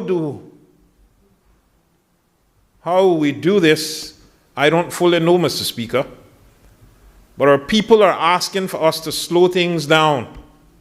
I agree with them wholeheartedly because we are losing grip as the majority of the minority, and it is worrying. If you've come here, please try to inculcate yourself in the local community, as staying here may very well depend on this social spirit. Some of our expats are empowered, they feel empowered and need to be put in check. I've seen that personally. I hope the LLCs are dead. Find yourself a Caymanian. And yes, if our actions are completely wrong, the chickens will come home to roost. Are we thinking deeply about AI, Mr. Speaker? We know it's coming. We should have saw this from the pandemic, Mr. Speaker. We still have Caymanians overseas 5 years roaming around, still working and being paid. No need to be in Cayman. Amazon cutting 14,000 jobs. Target, Google, cutting 30,000 jobs. all because of AI. Will people need to come here, Mr. Speaker? We shall see, but we can't stop the coming. Mr. Speaker, colleagues, we did have some good people that came to this island, and I think most would agree. Does anyone remember a gentleman named Chaim Solomon, a Jewish immigrant from Poland who arrived in the USA in 1775? He loaned a newborn nation, the United States of America, $650,000 to survive its darkest hour. In 1781, the Continental Army was starving. Soldiers were deserting. Congress couldn't pay its own members. General George Washington sent an urgent message to Congress. Without money for food, clothing, and ammunition, the war is lost. Congress had no money. The states had no money. The French allies were hesitant. That's when Robert Morris turned to a Jewish immigrant from Poland named Chaim Solomon. Revolution requires someone to do the math, balance the books, and find money that isn't there. Chaim Solomon did that math. And when the numbers didn't add up, he wrote a check himself. An immigrant. America never paid him back. But America wouldn't exist without him. He gave everything for a country that would forget his name. He died penniless so a nation could be born free. He repaired it at great cost. Mr. Speaker, then there was a man named Dutty Bookman.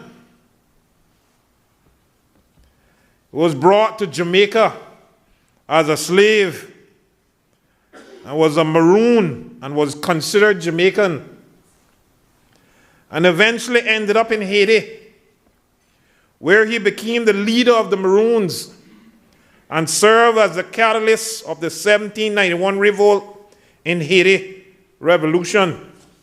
You know what the revolution was named? Boys Cayman. I like history. He provided the crucial spark and leadership for the enslaved people to begin their fight for freedom, which ultimately led to Haiti becoming the first free black republic. This led to Haiti's independence. An immigrant. And I'm sure you don't want me to bore you to death with the story of Florence Nightingale, who went to Crimea. Mr. Speaker, I know it's a lot of stress.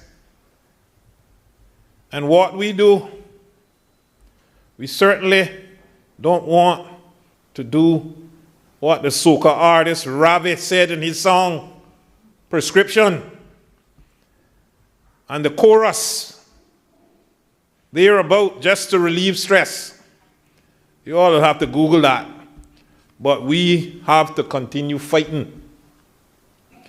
Mr. Speaker, of growth again, speaking about growth, which every country needs.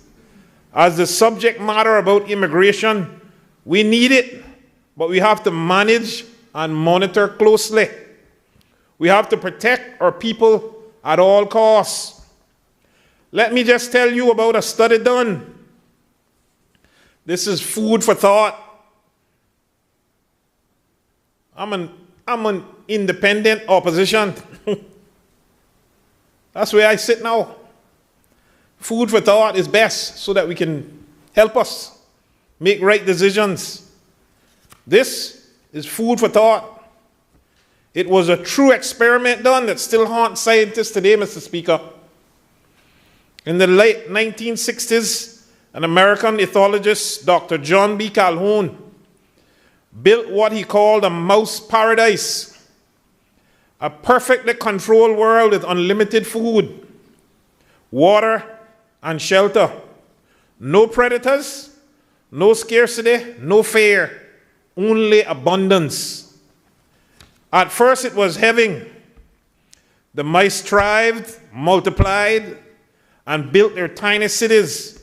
But when the population swelled past 600, something began to unravel, Mr. Speaker. The strong claimed the best nesting areas. Weaker males were bullied into corners. Mothers stopped caring for their young. Some even turned against them. Violence erupted, mating ceased. And gradually, the colony lost its will to live. Though the food never ran out, purpose did. The final generations grew passive and detached, grooming endlessly, avoiding contact, showing no interest in survival or connection. Calhoun called this stage the behavioral sink, a collapse not of body, but of spirit. When the last mouse died, the habitat still overflowed with everything they could ever need. Calhoun repeated this experiment 25 times, and every time the outcome was the same, Mr. Speaker. His conclusion echoed far beyond the cages. When a population loses purpose, meaning, and social bonds, it dies long before its body does. We don't want this, Mr. Speaker. We don't. So I understand what we're here fighting for. Politics is so deeply emotional and personal. And my people are somewhat suffering. Mr. Speaker, not only that I have great friends and family on the government side, but the close proximity that I stand and sit every day as a social butterfly, hearing the sad stories of families who are failing to feel the joy, that Cayman dream that we once promised. A piece of the rock, a home, a car, business opportunity, a safe place to eat, live, and worship, time for family, time for friends, love for neighbors as God prescribed. Let us not be fooled to think that we can achieve this for our people, ladies and gentlemen. Yes, this immigration bill debate from me is quite different. Because if we get this wrong, it affects everything right for Caymanians, and it will metastasize. Mr. Speaker, as I've always repeated, we are too small to fail. We are too small in size to fail our good people that are depending on us. They are listening right now. They want the joy, but at the same time, they depend on us to get the stats, to do the research, and plow forward with opportunities for them. Point blank, let's cut the fat and ensure we have meaningful, direct programs to uplift and enrich our people. We have a good problem in more jobs than people. Let's ensure we win from our success and not watch the visitor come in and pluck the golden cherry and depart with the fattened calf. I want my piece of the cherry. I want my piece of the fattened calf. Let's all live in unity, just as the world saw us during the pandemic as a bubble, and they saw and they were envious and jealous that we could move about freely during the worst times remembered in history of a health crisis. I am not ashamed to say I am pro-Caymanian, with respect for all who come here, just as my grandfather did. But I want the same joy and success as we shared in that horrible lying pandemic, and I won't have any hesitation in rejoicing that my people are winning. Our people, let us love each other more, work cohesively, and bind our resources and network for the good of our success. And we need to be more so badly. Let's be happy for each other and compliment one another. Because no matter what laws or policies we approve, if we don't have unity in this Cayman Islands, we still fail big time. Mr. Speaker, I just want to say that bees hold a hidden wisdom. When a beehive loses its queen, the one life giver and unifier of their intricate society, it faces a quiet catastrophe.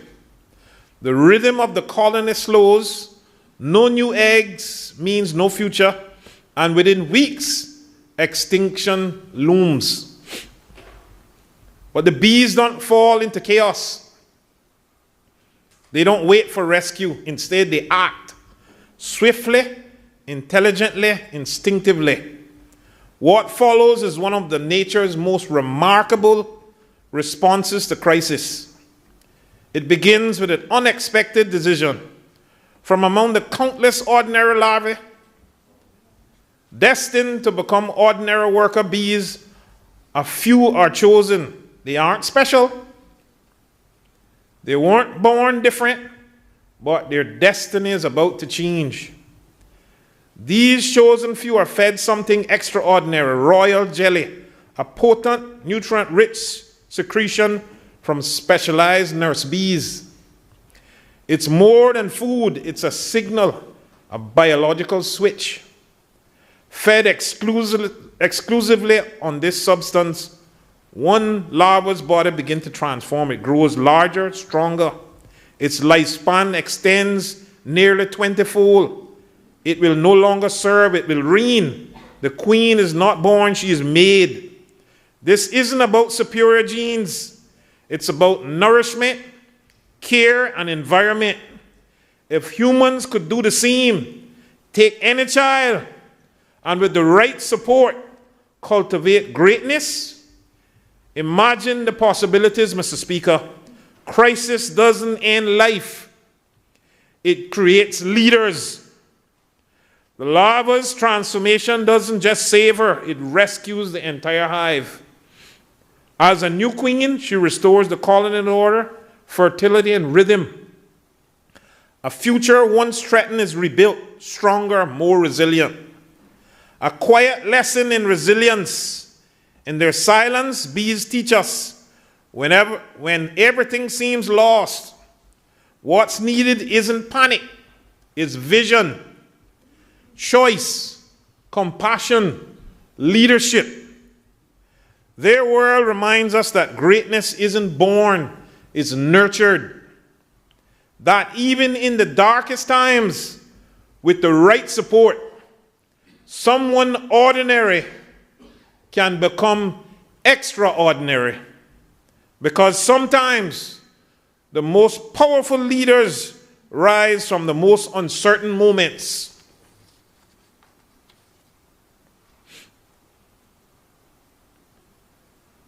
Mr. Speaker, 1 Corinthians 3:6, I planted the seed and Apollos watered it,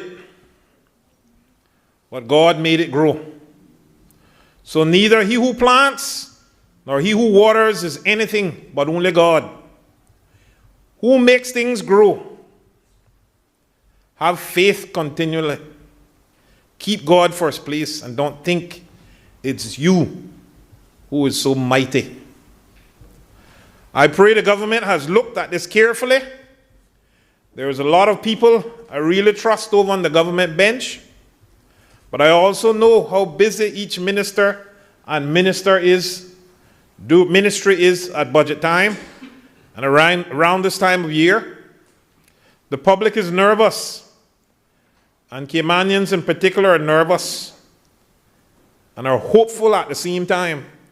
They have always wanted policies and laws to seem to weigh in their favor, but not upsetting the apple cart to the point of destruction. We do not need any class action lawsuits. Mr. Speaker,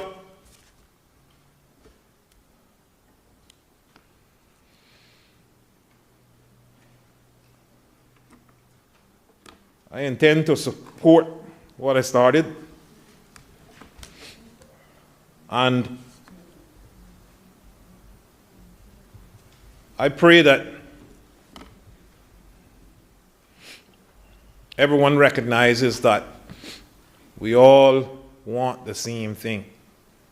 We want Caymanians to benefit from our success. If we're not doing that, then we may as well pack it up. We come here to this honorable parliament, Mr. Speaker, to make lives better for our Caymanians, for our constituents. And many of us do our best to do that.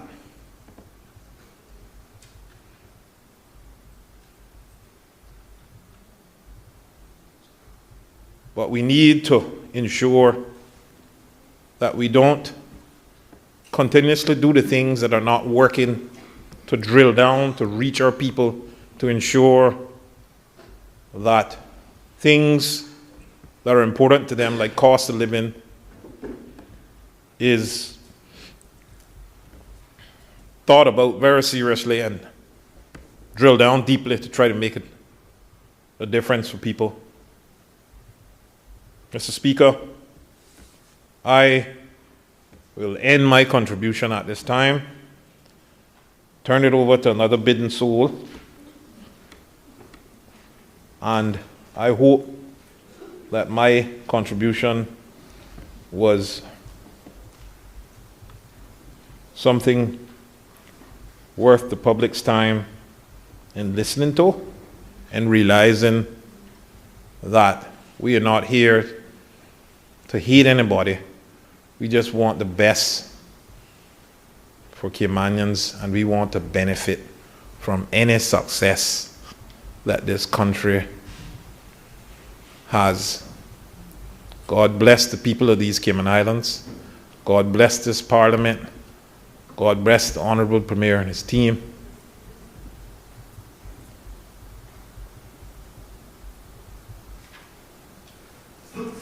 Thank you, Mr. Speaker.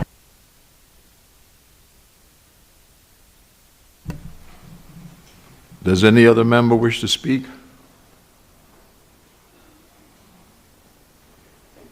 Does any other member wish to speak? Minister of Tourism.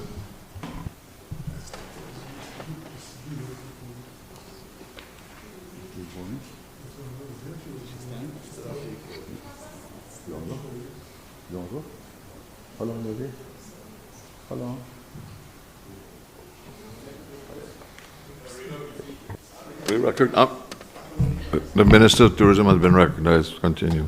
Okay.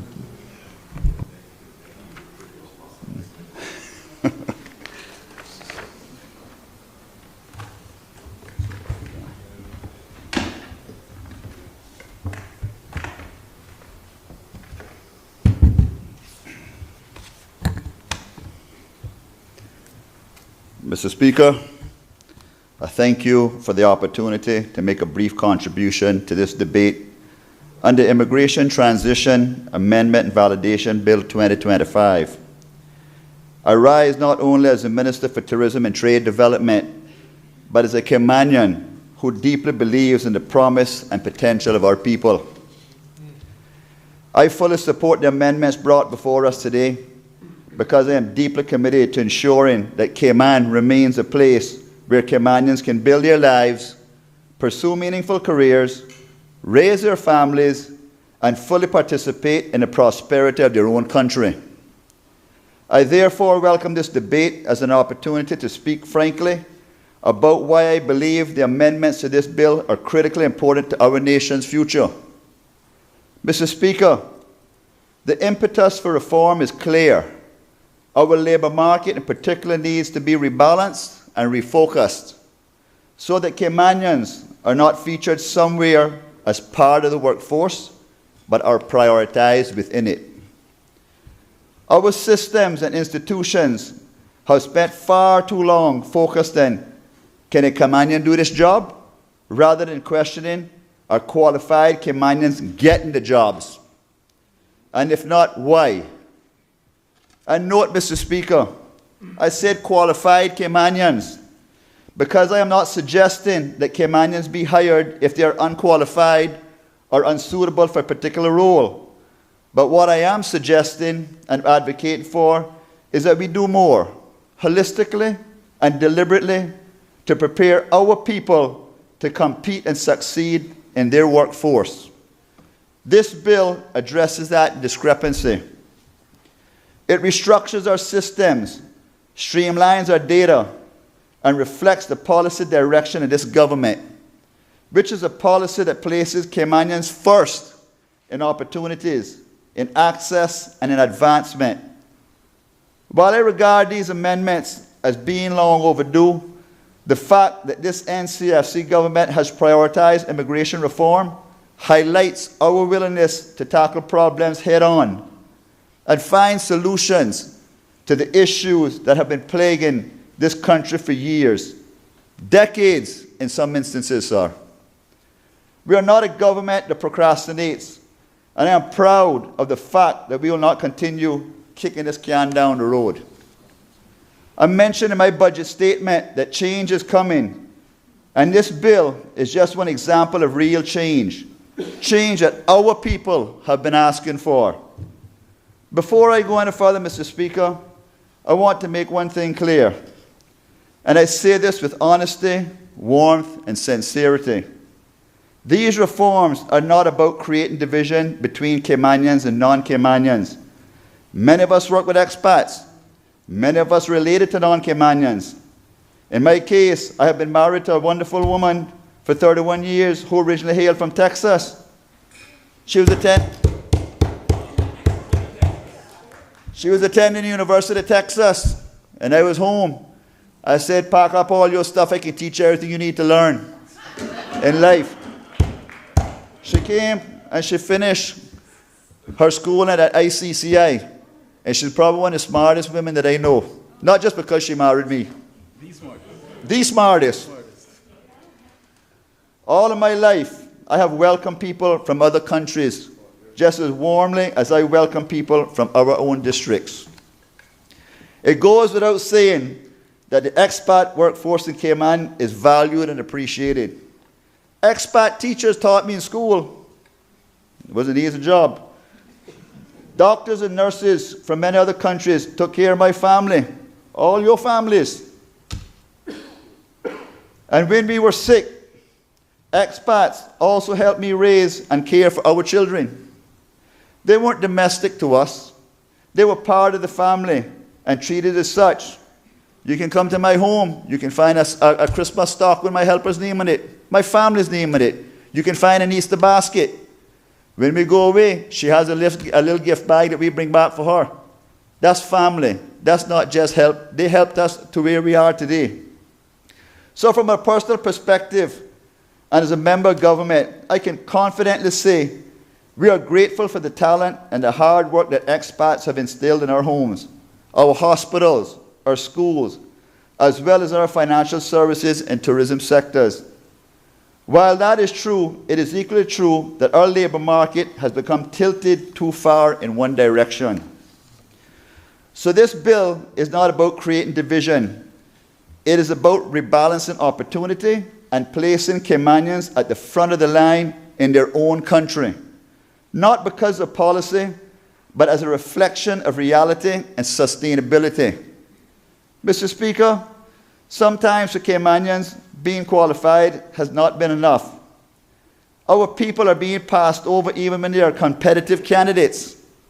And I hear this type of stories constantly from young people, mid-career professionals, and even experienced Caymanians in senior positions. This bill will help to correct injustice by ensuring that Caymanians are not left on the sidelines, at the back of the queue, or at the bottom of the ladder, but are considered first for employment opportunities. The new immigration amendments also strengthen enforcement, which is a vital component of this legislation. In many instances, the laws were in place, but enforcement was lacking and abuses were allowed to persist, eventually and virtually unchecked. This bill contains mechanisms to strengthen enforcement and remove silos so that information can be shared openly and collaboratively between relevant government ministries and departments. This will remove the rocks that people used to hide behind to avoid detection when they were not in compliance with the law. Going forward, compliance will not be optional. Employers and employees will be held to account. And as I said before, the playing field will be level so that Caymanians will be considered first for job vacancies, allowing workforce planning to become strategic and national rather than reactive and fragmented. Mr. Speaker, I also welcome the renaming of this legislation as a Caymanian Protection Act, because Caymanians do need protecting from marginalization, tokenism, and the glass ceiling that too many of our people feel but cannot see. When the Caymanian Protection Law was first introduced in the early 1970s, our population was just 10,000.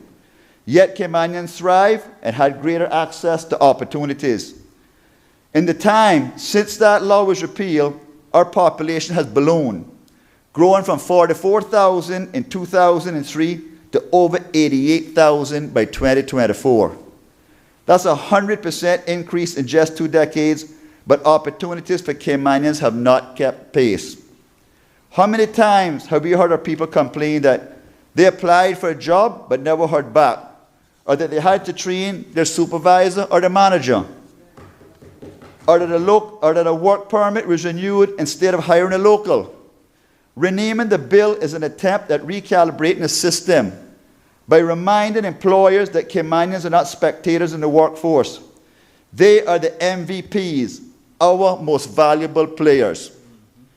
Mr. Speaker, I have spoken at length about employment because our tourism industry is reliant on imported labor, and we cannot operate effectively without it. Visitors come to our shores expecting to receive the world-class service that they have paid for, and we have an obligation to give them the best experience possible. We cannot deliver that standard of service without a dedicated workforce.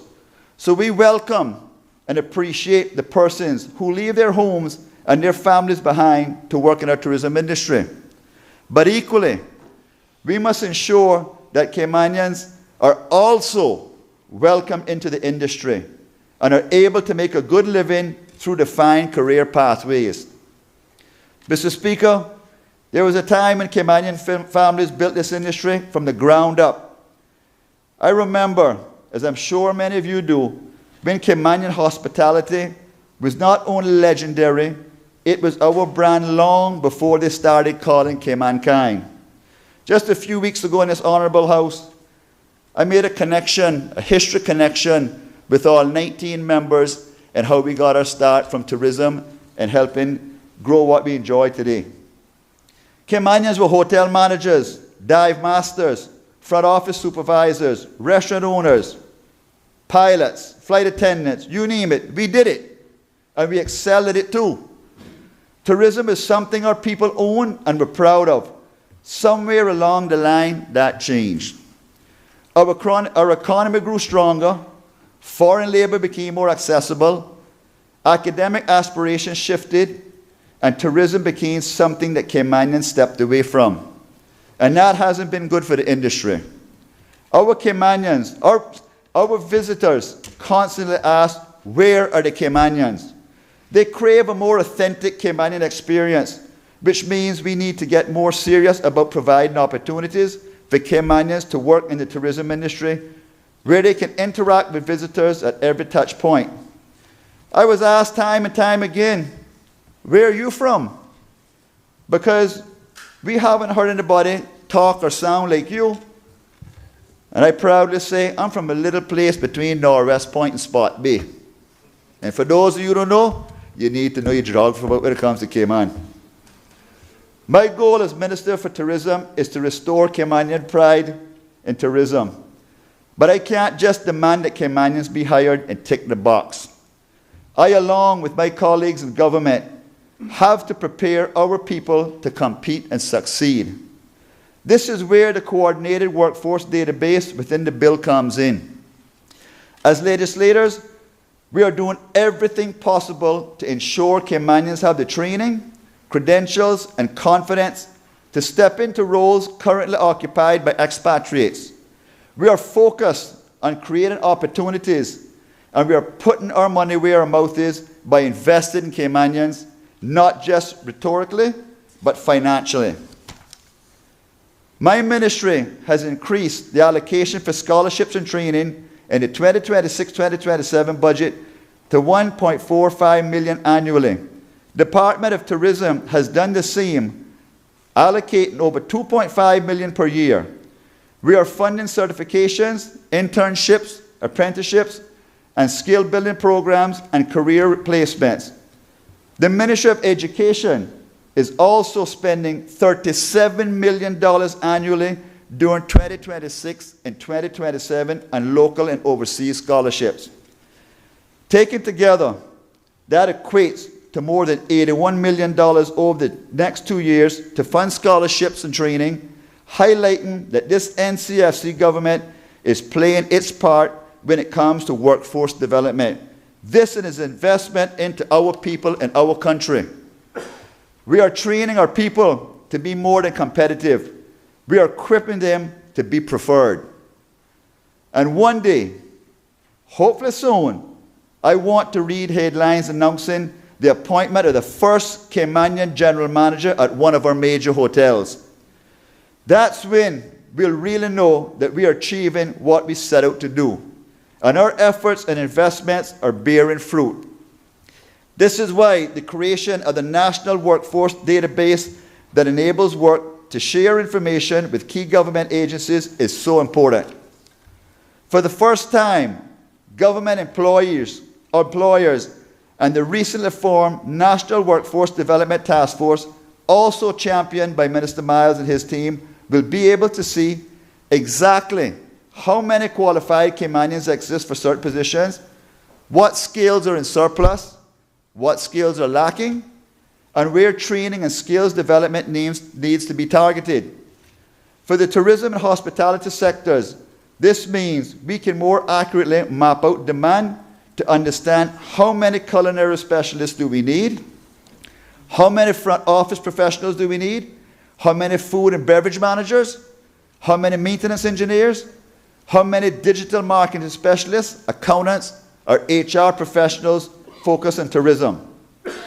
This kind of planning will allow us to be targeted and strategic in our workforce decision making, and is the pathway to that headline that I am looking forward to seeing. Mr. Speaker, the feedback I have received from my interactions with stakeholders in the tourism and hospitality sectors show that there is broad support for these reforms. The majority of concerns raised here were to do with the length of time taken to process work permits.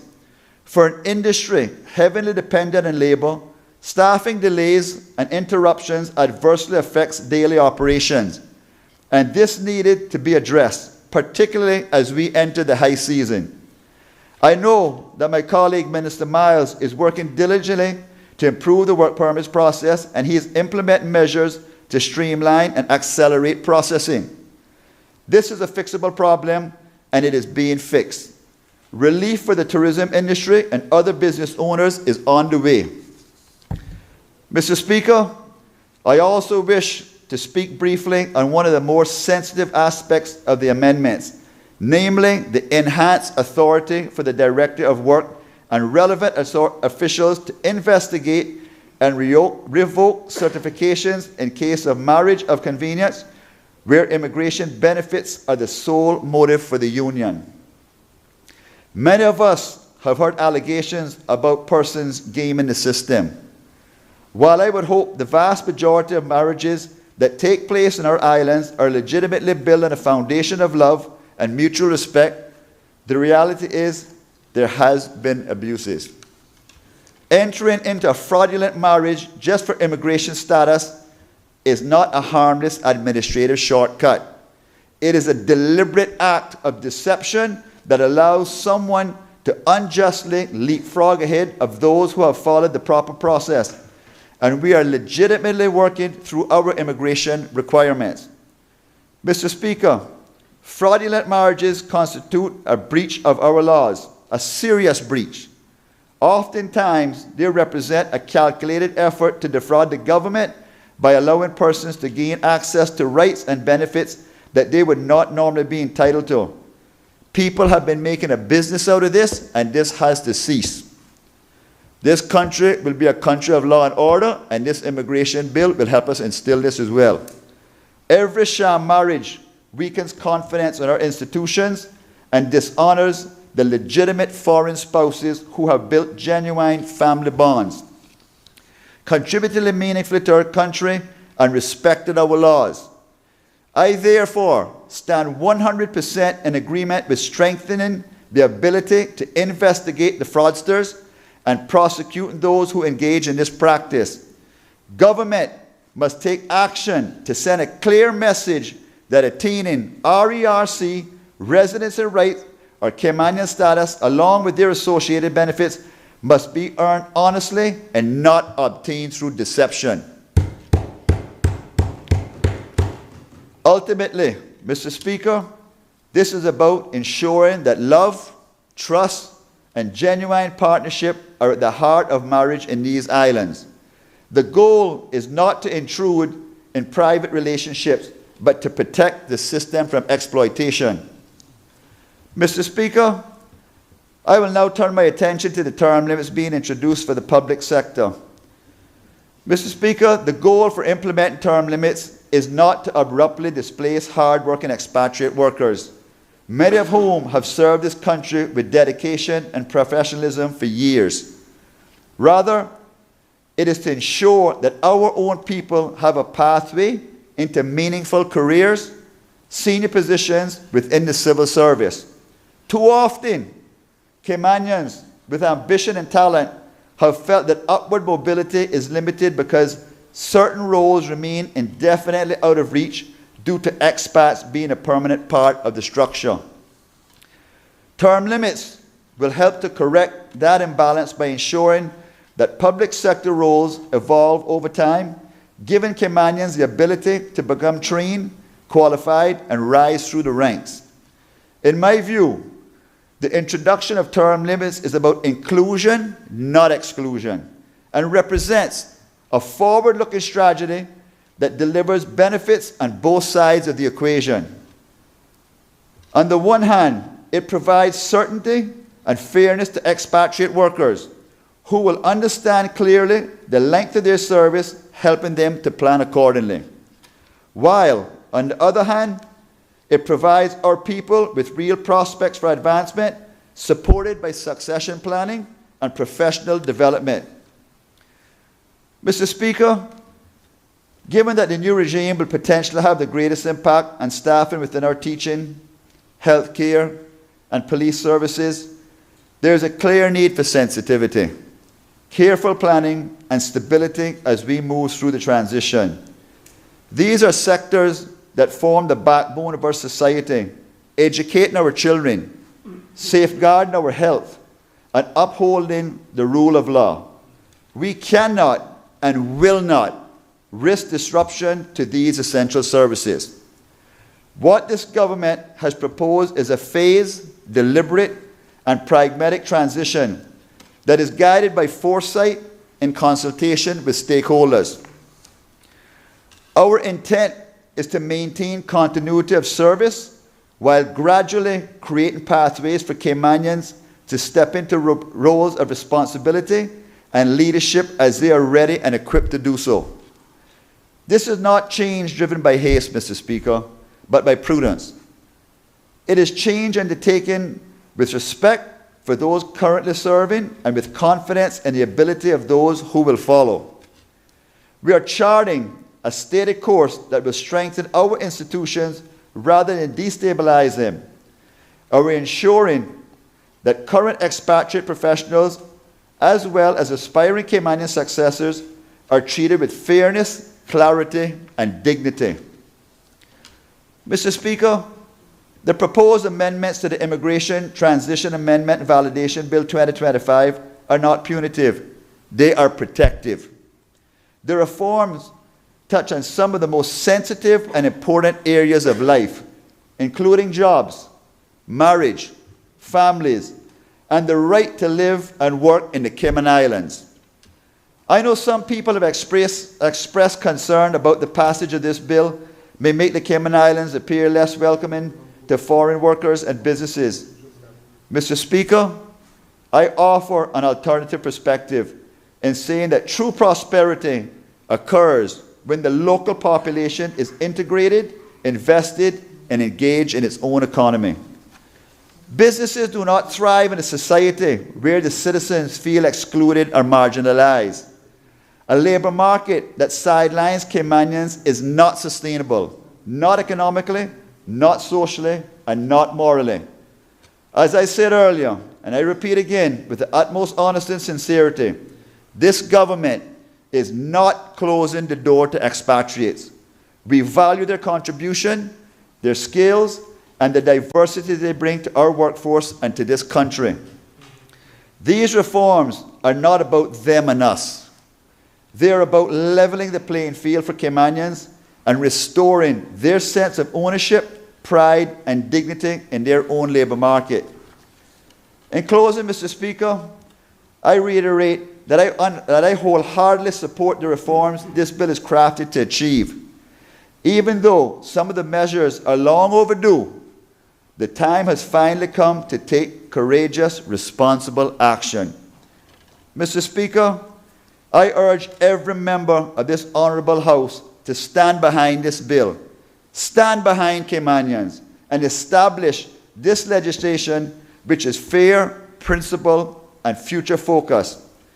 By doing so, we will ensure that the Cayman Islands remain a land of opportunity for all of those who chose to come here, but first and foremost for all of those who call it home, us Caymanians. Mr. Speaker, my campaign theme song was Get Up, stand up for your right. Today, I stand strong for my fellow Caymanians, and I ask them once again to stand up for your rights and your future, because this is for you. Mr. Speaker, may God continue to bless our beloved Cayman Islands and those who live and work amongst us. Thank you very much for giving me the time. God bless.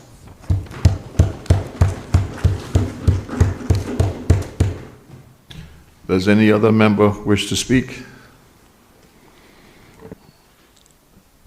The member from West Bay West.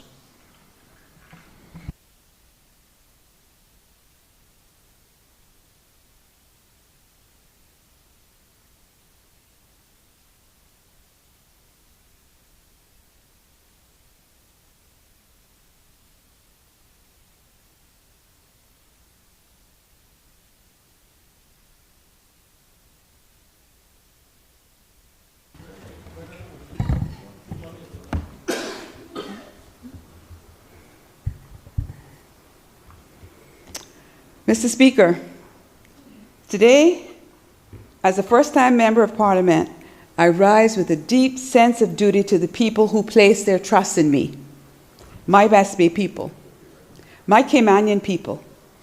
During my campaign, I promised them that I would put their interests first, and that I would only vote on reforms and make decisions that would benefit them.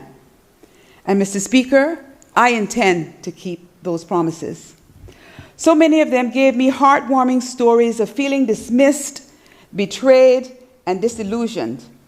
And in fact, Mr. Speaker, those were the stories that stirred me to action and guided me to put myself forward to become a member of this honorable parliament.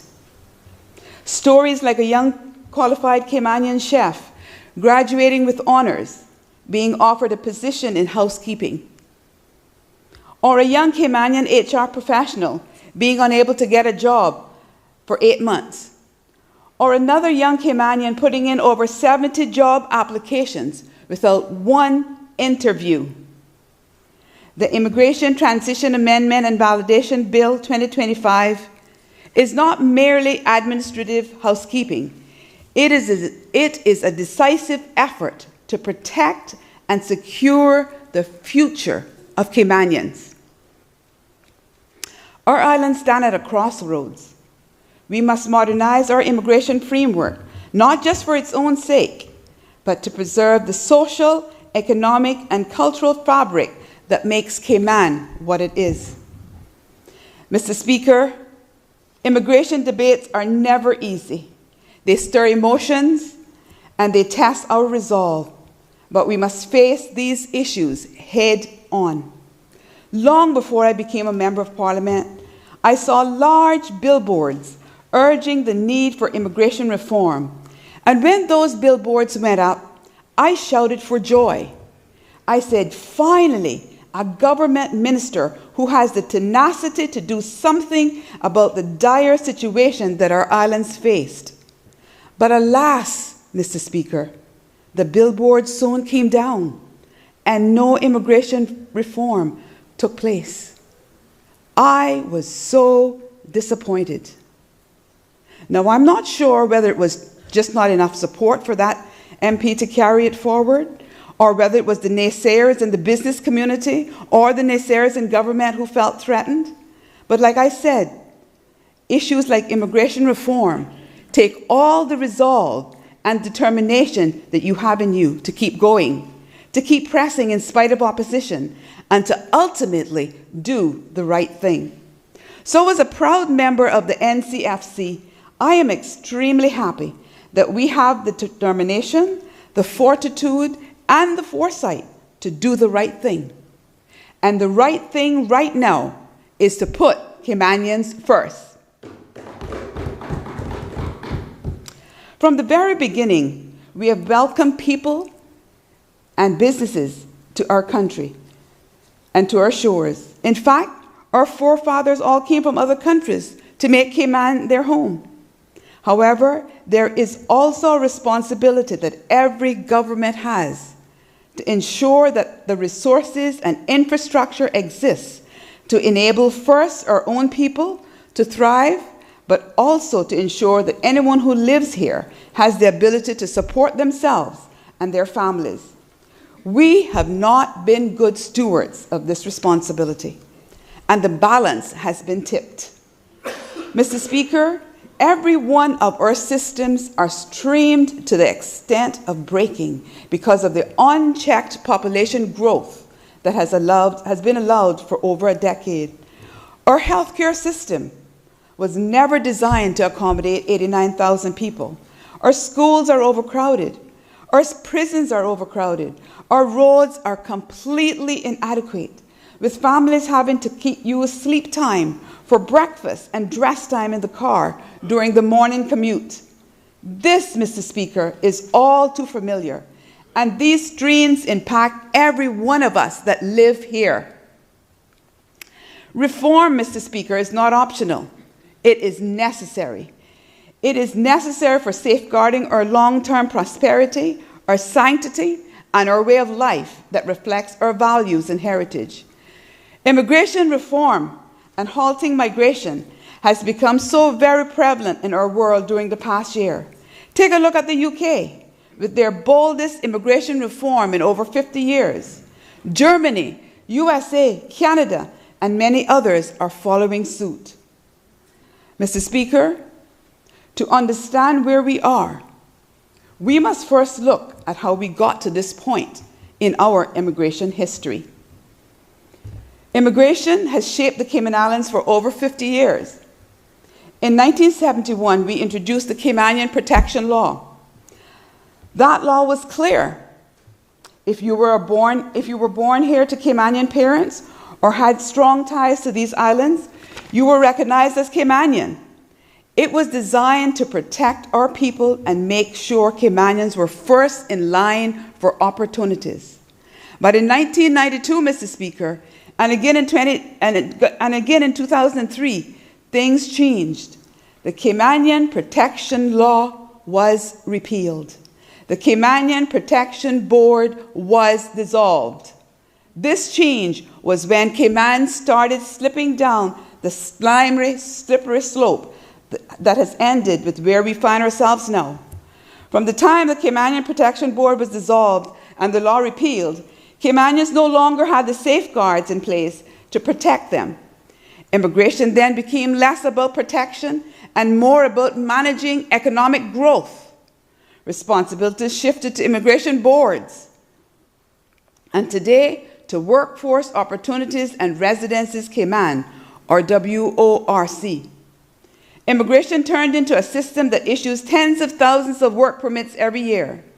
That has helped our economy grow, but it has also created serious challenges, and many of our people have been left behind, as I have already noted. Reforming immigration is difficult because we are caught between two powerful forces. On one side, employers need foreign workers to keep businesses running. On the other side, Caymanians want job security and cultural preservation. And let's be honest, the balance has tilted. Expatriates now outnumber Caymanians, with 54% making up our population as of 2024. Many of our people feel they are just a minority in their own country and are being overlooked for jobs and opportunities for growth. There's frustration about transparency in how status and residency are granted, and there's concern about the erosion of our culture and even our environment. The current system has shortcomings, and it has not delivered on the promise that Caymanians must come first. Yet, despite decades of attempts, no administration has had the political courage to tackle these problems until now, Mr. Speaker. Immigration reform is not just about laws. It is about protecting our way of life while meeting the needs of a growing economy. We need clearer rules, stronger enforcement, and greater transparency. We need to reaffirm that Caymanians are first in line for opportunities in their own country, and we need to do this while maintaining fairness and stability for everyone who calls these islands home. If we fail to act boldly, the status quo will continue to erode trust and strain our social fabric. Immigration must be a tool for balance, not just a source of revenue.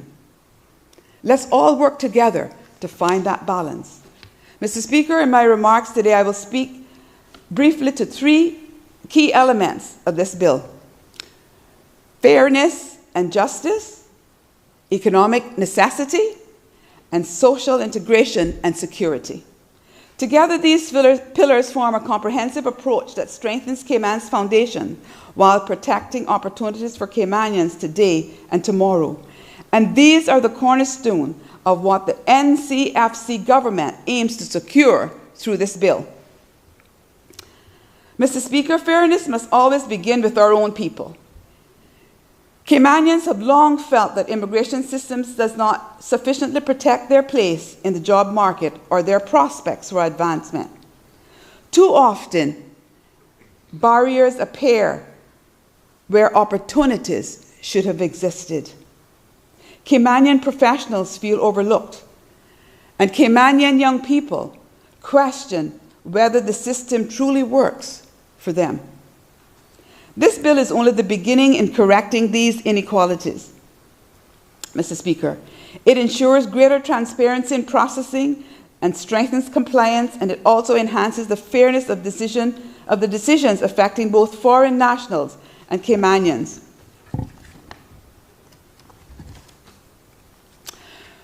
We recognize that education and training are equally critical if we are to ensure that our Caymanian workforce is adequate and fit for purpose. There will also be reforms in that ministry to go hand in hand with our immigration reforms. These reforms are designed to ensure that Caymanians are never disadvantaged in their own country, and that foreign nationals are not being taken advantage of and are not taking advantage of the social systems designed to support our own Caymanians.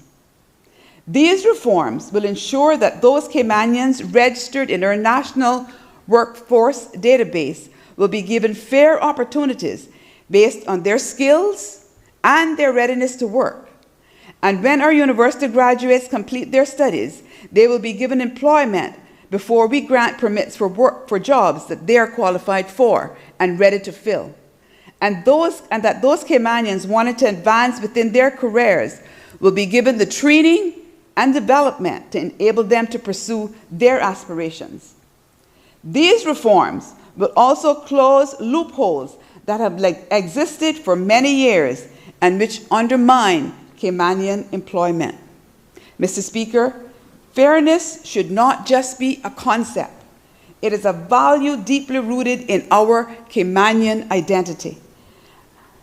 A just immigration system strengthens our sense of national unity by ensuring Caymanians feel protected, valued, and most of all, prioritized, and that guest workers in our country are fairly treated. Mr. Speaker, immigration is closely tied to the economic well-being of our islands. We cannot ignore the reality. Cayman requires foreign workers to fill legitimate gaps. However, we cannot allow economic dependency to come at the expense of Caymanian opportunity, Caymanian development, or Caymanian upward mobility. This bill reflects that balance. It recognizes that indispensable contributions of guest workers while ensuring that Caymanians remain at the center of our national development strategy. Mr. Speaker, let me say that again. It recognizes the indispensable contributions of our guest workers while ensuring that Caymanians remain at the center of our national development strategy. Mr. Speaker, businesses in financial services, tourism, retail, healthcare, construction, technology, and other industries all express a need for skilled labor.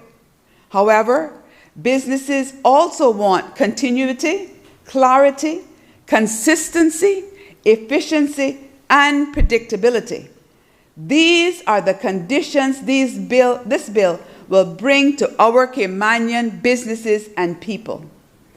By refining processes and strengthening oversight, we give businesses the confidence to grow while creating structured training and advancement pathways for Caymanians. From a fiscal perspective, Mr. Speaker, immigration plays a significant role in government revenue. But meaningful revenue cannot be the only measure of success. True economic sustainability comes when Caymanians are working in higher skilled jobs, leading industries, and shaping the trajectory of our economy. This bill helps to ensure that immigration supports, not replaces, the Caymanian workforce.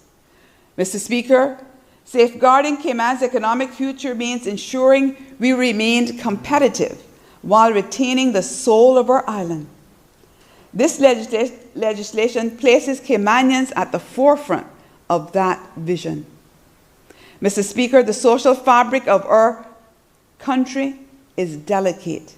We are a multicultural society, one that thrives on diversity, but it's crucial that integration occurs in ways that protect Caymanian heritage, promote harmony, and maintain community safety. This bill strengthens integration by requiring clearer pathways for compliance, stronger accountability, and more structured expectations from those who come to live and work among us. These measures help ensure that newcomers understand and respect Caymanian culture, values, and social norms. For far too long, these principles were left unchecked, and those given Cayman status, residency, and even the privilege of a work permit were not held accountable to uphold, protect, and adopt our Caymanian heritage, causing so much of our precious heritage to be eroded and sidelined for the sake of other more dominant cultures that now call Cayman home. As a people, we are now only 46% in our own homeland. So protecting our heritage and culture is as delicate as protecting our blue iguana. Mr. Speaker, security is a priority that no member of this House can take lightly. This bill enhances the information available to the law enforcement and immigration authorities to ensure that our borders are secure, regulations are upheld, and public safety is uncompromised. A safe Cayman is a prosperous Cayman. As the Honourable Minister for Caymanian Employment and Immigration has mentioned previously, our social and public services, including healthcare, pension, education, and housing, also feel the pressures of immigration inadequacies, and this bill supports a more responsible and measured approach to ensuring that the beneficiaries of these systems are those that need those protections the most, our most vulnerable citizens. In conclusion, Mr. Speaker, these three pillars, fairness and justice, economic necessity, and social integration and security, do not stand alone. They reinforce one another. A fair system strengthens our economy. A strong economy improves social cohesion, and social cohesion enhances both fairness and stability. Together, they create an immigration framework that protects Caymanians and shapes a confident future for our islands. Mr. Speaker, we have delayed too long with immigration reform. Now we are simply out of time. We must act now to protect the 46% Caymanians that we have left in these islands. In this instance, delay is dangerous and the cost of inaction is great. This is a historic moment in our legislative journey. I am proud to be voting yes in my first 8 months for such an important piece of reform legislation. Just as past leaders like Mr. Berkeley Bush and Mr. Benson Ebanks showed real courage in the face of opposition with the decision of building our dock, which for the past 48 years has served as a lifeline for these islands, we must also take bold steps to protect Cayman's future.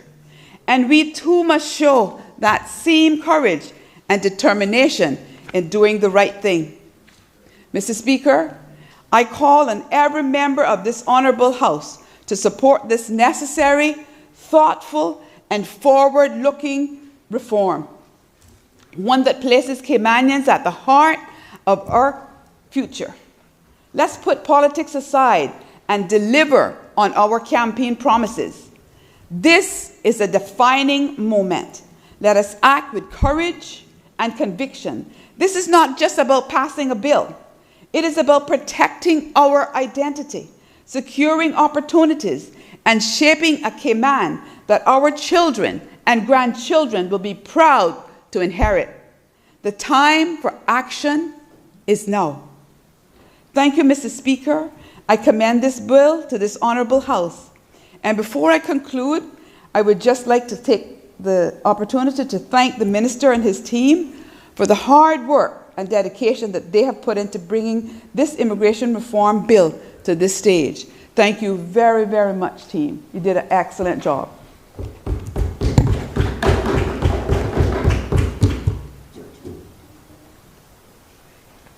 Does any other member wish to speak? Honourable Acting Deputy Governor.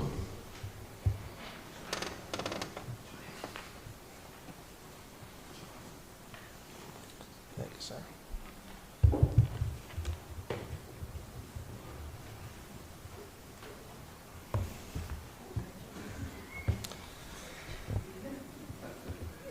Mr. Speaker, today I rise to offer remarks with respect to the introduction of term limits within the civil service, which will be introduced via amendments to the Public Service Management Act and the Immigration Transition Act. Firstly, I wish to commend the government for bringing this bill to Parliament.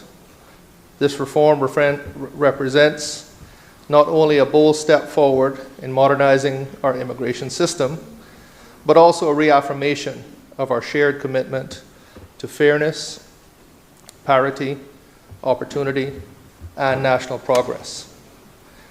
The civil service is honored to have played a constructive role in shaping this reform. We have worked tirelessly alongside ministers, offering expertise, analysis, and practical guidance to ensure the legislation is fair and balanced, safeguarding business continuity and minimizing disruption within the civil service, all while fulfilling the mandate set out by the government. We are grateful for the trust placed in us and proud to have contributed to the reform that will strengthen our immigration provisions. Mr. Speaker, as members of this Honourable House are aware, the introduction of term limits within the civil service will be achieved by removing from the Immigration Transition Act the long-standing exemption that is applied to civil servants, retaining it only for certain designated groups whose continuity is essential to the functioning of the government. In concert with this, amendments were made to the Public Service Management Act earlier this year, allowing for additional regulations to be made in the personal regulations to govern the employment of non-Caymanians in the civil service and to enhance information sharing in the civil service. Specifically, Section 67 of the Principal Act that amended to empower the Cabinet on the advice of the head of the civil service to make regulations to provide for term limits in respect to employment of non-Caymanian civil servants, to provide for limitations, prohibitions, exemptions, conditions of employment, and any other matters relating to the appointment and reappointment of non-Caymanians as civil servants, and to provide for information sharing between the portfolio of the civil service and workforce opportunities and Residency Cayman Department, otherwise known as WORK. Since the approval of those amendments to the Public Service Management Act, the Civil Service has undertaken work to draft the necessary changes to the personnel regulations in order to implement term limits within CIG. This demonstrates, Mr. Speaker, our commitment to fulfilling the government's mandate to limit the employment of non-Caymanians within the civil service to the same length of time as is applicable to private sector workers in the Cayman Islands as per the Immigration Transition Act, which is currently 9 years. Additionally, Mr. Speaker, the amendments that were introduced to the personnel regulations will give statutory protections to avoid persons who might join the civil service from the private sector being able to evade the term limit dates that are already applicable to them, and vice versa if non-Caymanian civil servants were to leave the civil service to join the private sector. Mr. Speaker, as discussed in this Honourable House previously, the civil service will introduce term limits responsibly in a manner that is balanced with the mandate of the government and with our ability to deliver essential services to the public.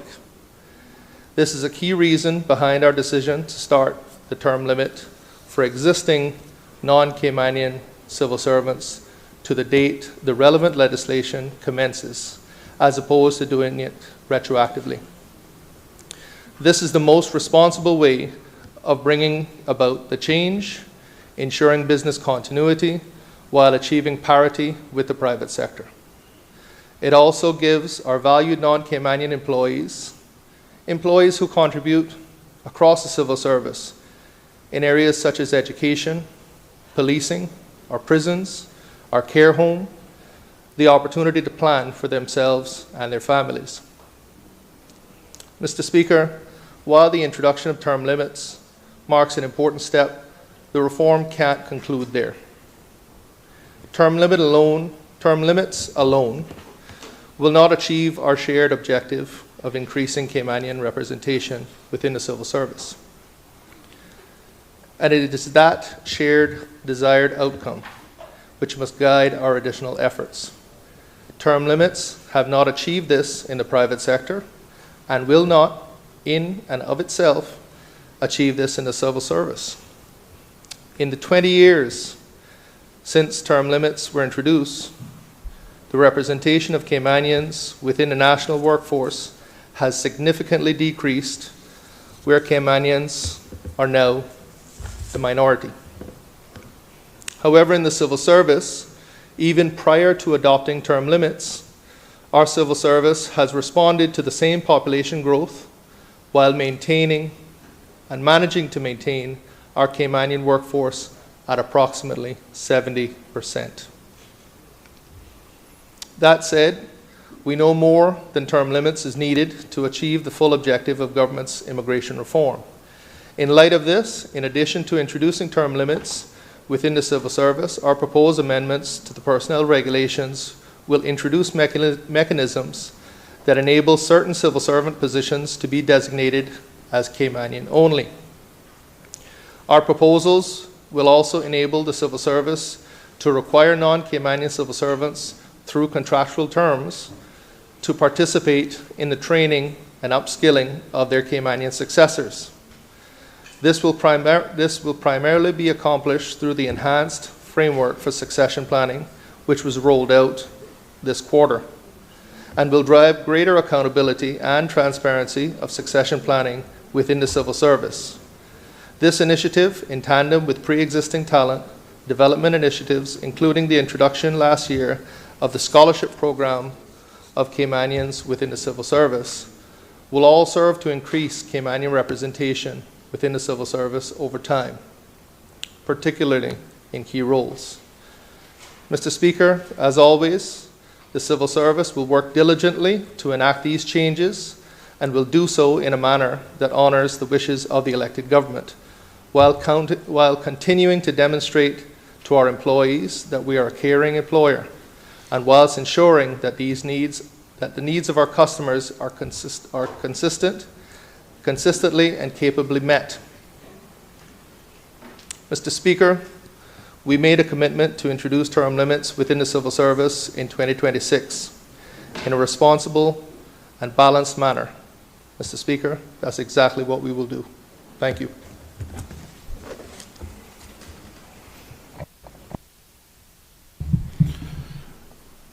I now invite the Premier to move the suspension of Standing Order 14.1 in order to start at 10 a.m. tomorrow morning.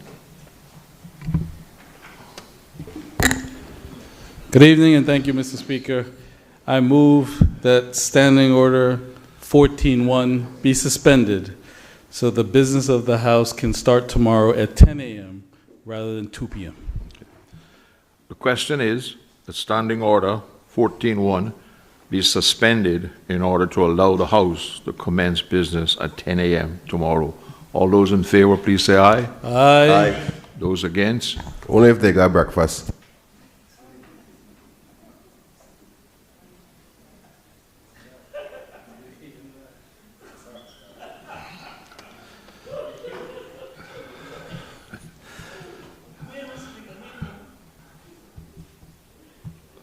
The question is that Standing Order 14.1 be suspended in order to allow the House to commence its business at 10 a.m. tomorrow morning. All those in favor, please say aye. Aye. All those against say no. The ayes have it. Standing Order 14.1 is accordingly suspended. I now invite the Premier to move the adjournment of this Honourable House. Thank you, Mr. Speaker. With or without breakfast, I move that this House do now stand adjourned until tomorrow, Thursday, the 11th of December, and start at 10 a.m. The question is that this Honourable House do stand adjourned until 10 a.m. Thursday, the 11th of December, All those in favor, please say aye. Aye. Those against? The ayes have it. The House is suspended until 10 a.m. tomorrow, 10th of September.